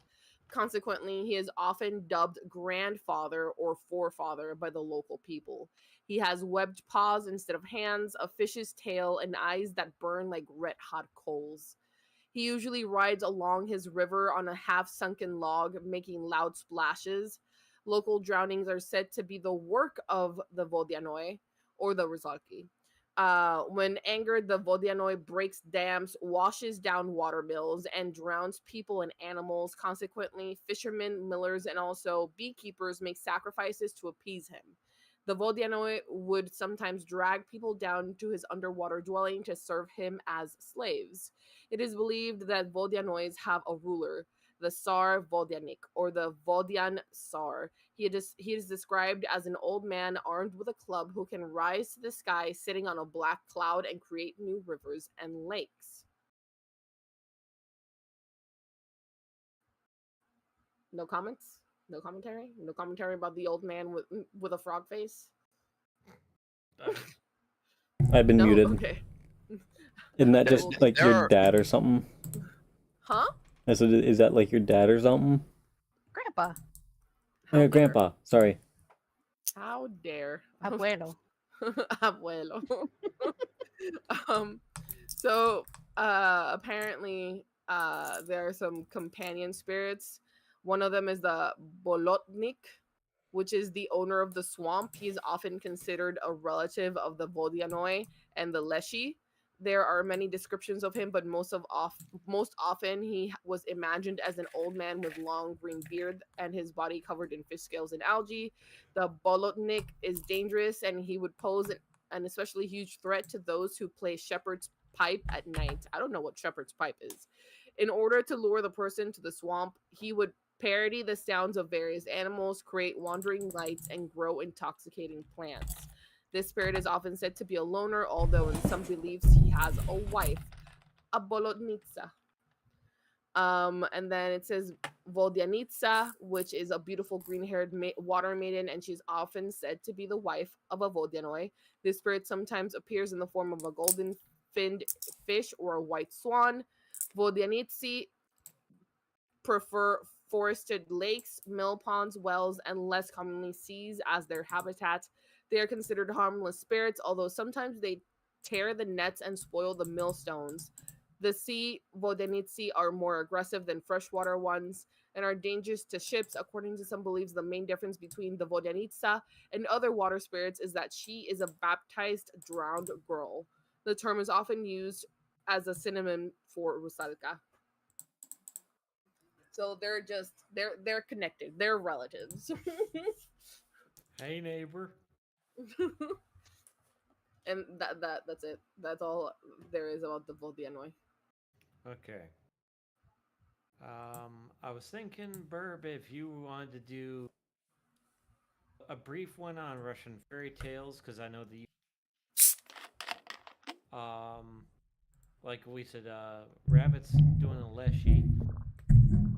But if you want, you could do the Domovoy. I mean, I like fairy tales. Who doesn't? Exactly. Exactly. All right. Russian fairy tale. This is the book Russian fairy tales, or is this just like talking about Russian fairy tales? It's talking about Russian fairy tales, so I'll mention a few.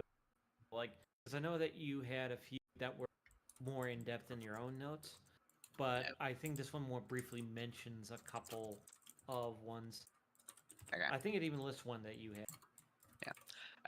I just wasn't sure if there is actually a book called Russian fairy tales. I wasn't sure if this was that or not. But I anyways, just copied the image. fair enough.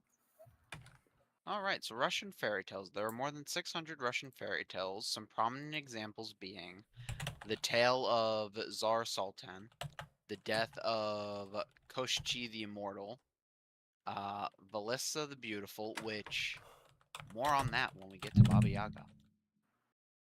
Don't- Sister Alenuska and brother Ivanushka, the Frog Princess. More on that when we get to Baba Yaga. And while I'm on that, the death of Koshi the Immortal. More on that in the Baba Yaga. Tarsevich, Ivan, the Firebird, and the Grey Wolf. Believe it or not, there will be no more of that in the Baba Yaga. Let's see. The death of Kochi the Immortal is popular Russian fairy tale that tells the story of a hero named Ivan Tsarevich, who sets out to rescue his beloved Marya Morvana from the evil I don't know. Sure. From the evil clutches of the immortal sorcerer Koshchi. Valissa the Beautiful is a popular Russian fairy tale that tells the story of a young girl named. I'm going to skip over that because I go heavily in detail on it in the Baba Yaga. If everybody's okay with that. That's fine with me. All right. Huh? Sister Alenushka. Is this what it's like whenever I throw Russian names at the D&D party? I'm going to assume yes. Yes. We'll say for the sake of this argument. Fuck.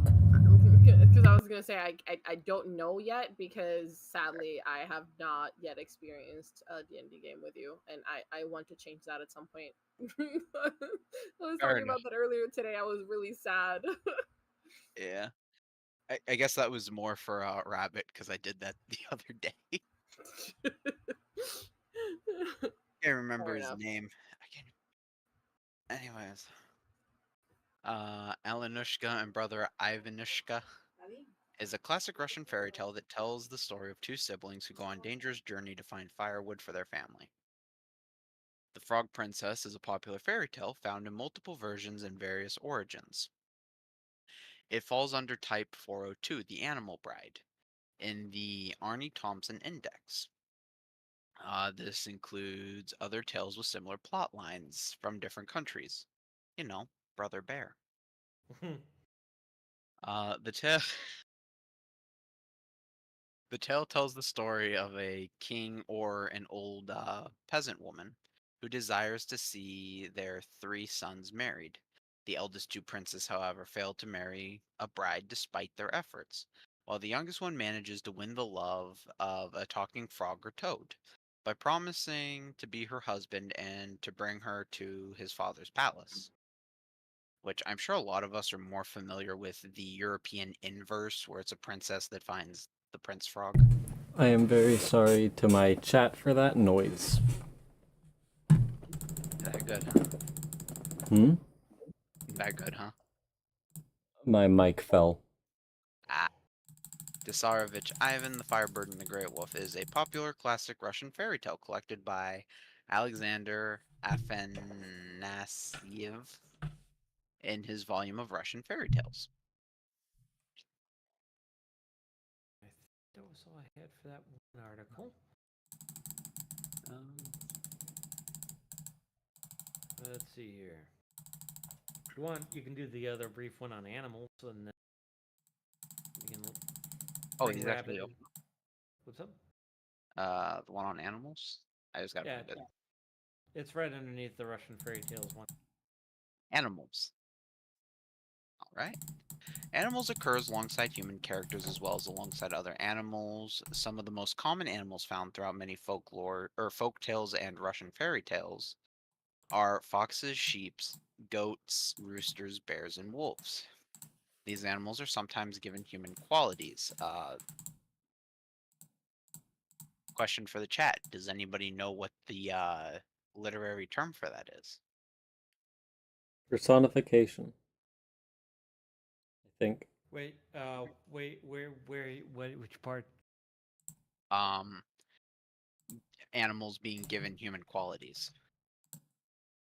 That is, Anthropomorphism. yeah, you Anthropomorphism. beat me to I it. was thinking giving an object human qualities. Yeah. Yeah. Basically, furries. Exactly, furries. Yeah. Not that there's anything wrong with that. There better not be. Yeah.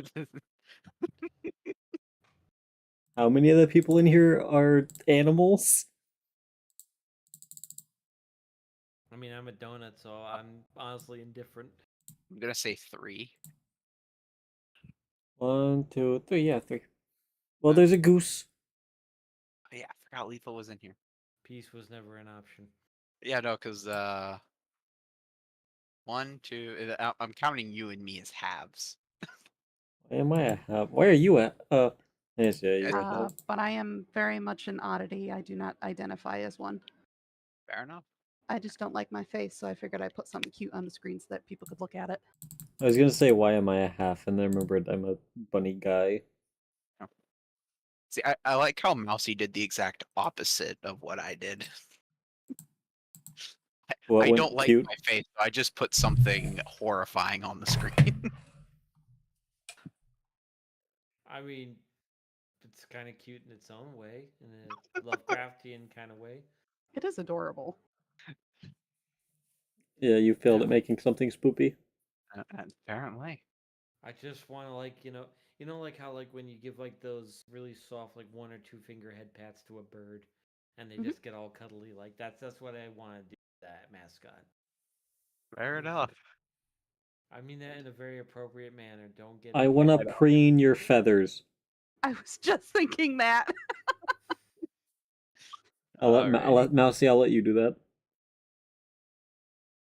I'll be I'm a nice to married woman. I Mousy. can't do that. What I mean, would It means something different to birds. that's fair, I suppose. Mm-hmm. But at the same time, Wait, what did I miss? Was there talk of you being a married woman? Oh, Burger! I don't know what's Hi, going you on. Burger. Hold on. Congratulations. hello, Berber. Hey, Burger. Hi, Burger. How you doing, Burger?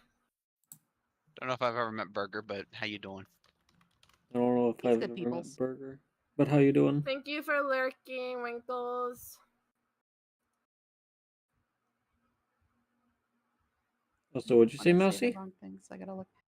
So I'm a married woman. I can't preen his feathers because for birds it means something different. Ah. That's a fair point, I suppose.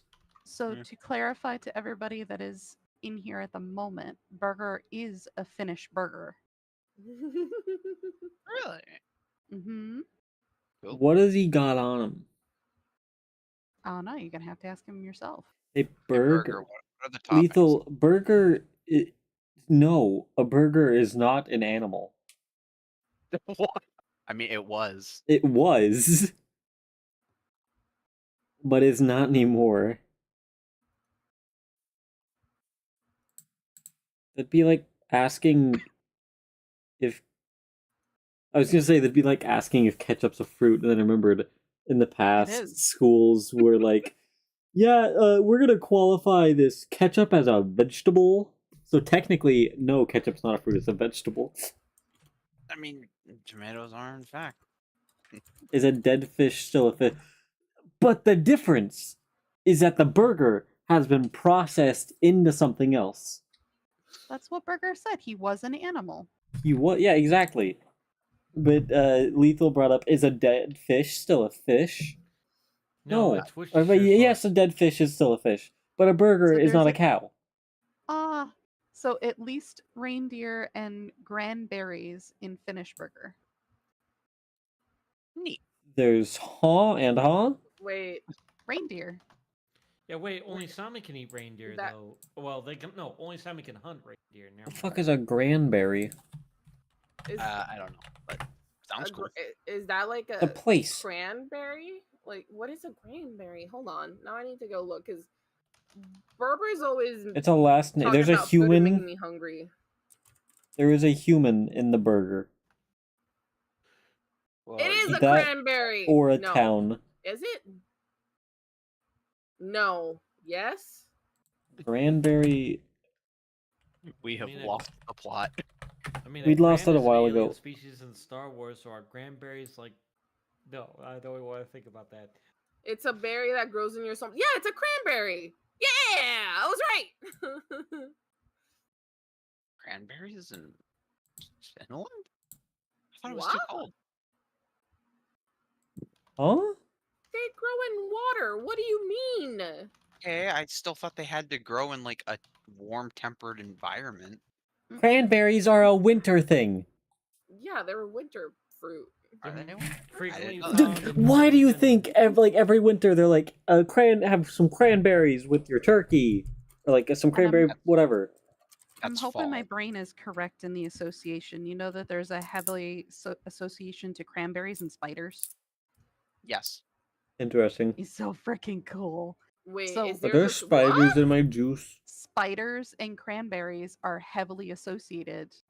When they're grabbing all the cranberries after at the end of the season, they flood the fields to bring up the cranberries, and spiders actually get rid of all the pests. So it's normal for people who are collecting all the cranberries to have spiders crawling all over them. Nope. Are there- Nope. Yep. Are there Nope. spiders in my Nope. cranberry I'm juice? done. Nope. Nope. Goodbye. Well, so Sayonara. most processed foods have an acceptable amount of bug parts A in them. bug, So yeah, probably. I I'm know. aware. But my juice? How much protein is this giving me? Can they add more Not spiders? enough. Not enough. I need protein. Can they add more spiders? It's not just spiders though. It's also like crickets and grasshoppers and all Oh, that because the stuff. spiders eat all those. I can't argue his logic there.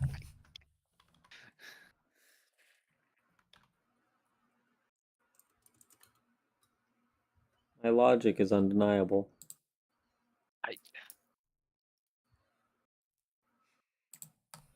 So animals, right? So, Sorry.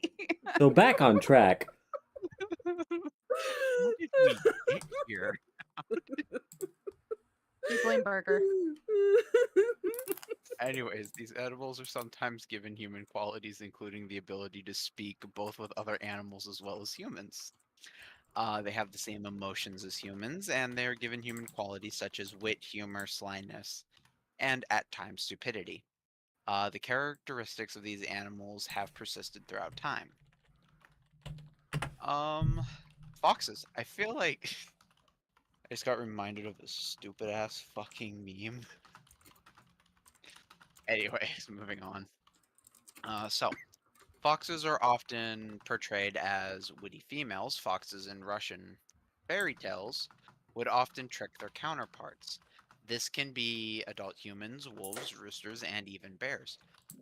Which, that's an interesting. Well, I mean, I guess it's not that interesting because Russia's part of Eurasia, so it's kind of close to like China, Japan, and such.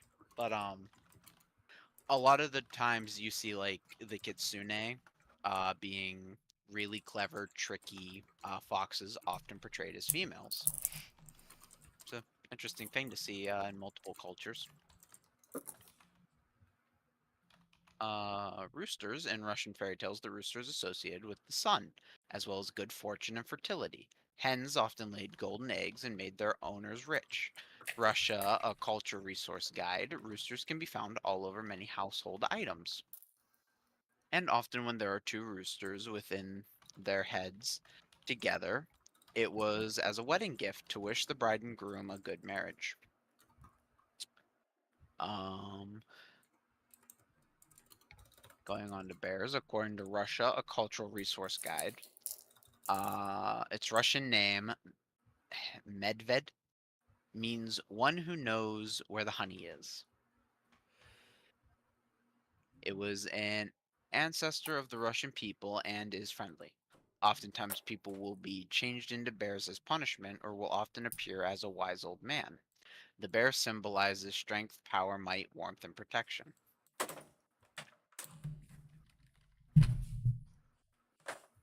Let's see. Wolves often portrayed as male and as a villain in most Russian fairy tales. These creatures were not very smart and often susceptible to being led into traps and being tricked out of food or prey by foxes. According to one source, people were not allowed to eat wolves because it was believed the meat would turn them into a werewolf. Wolves stood for wild, untamed nature and were respected and feared. You guys want to hear a quick aside about werewolves? Always. Yeah. I think it was Saint Augustine. I might have the wrong saint, but one of the saints who held political power back in the day, people had a fear of werewolves back during like the Dark Ages. And he came out and said, you don't have to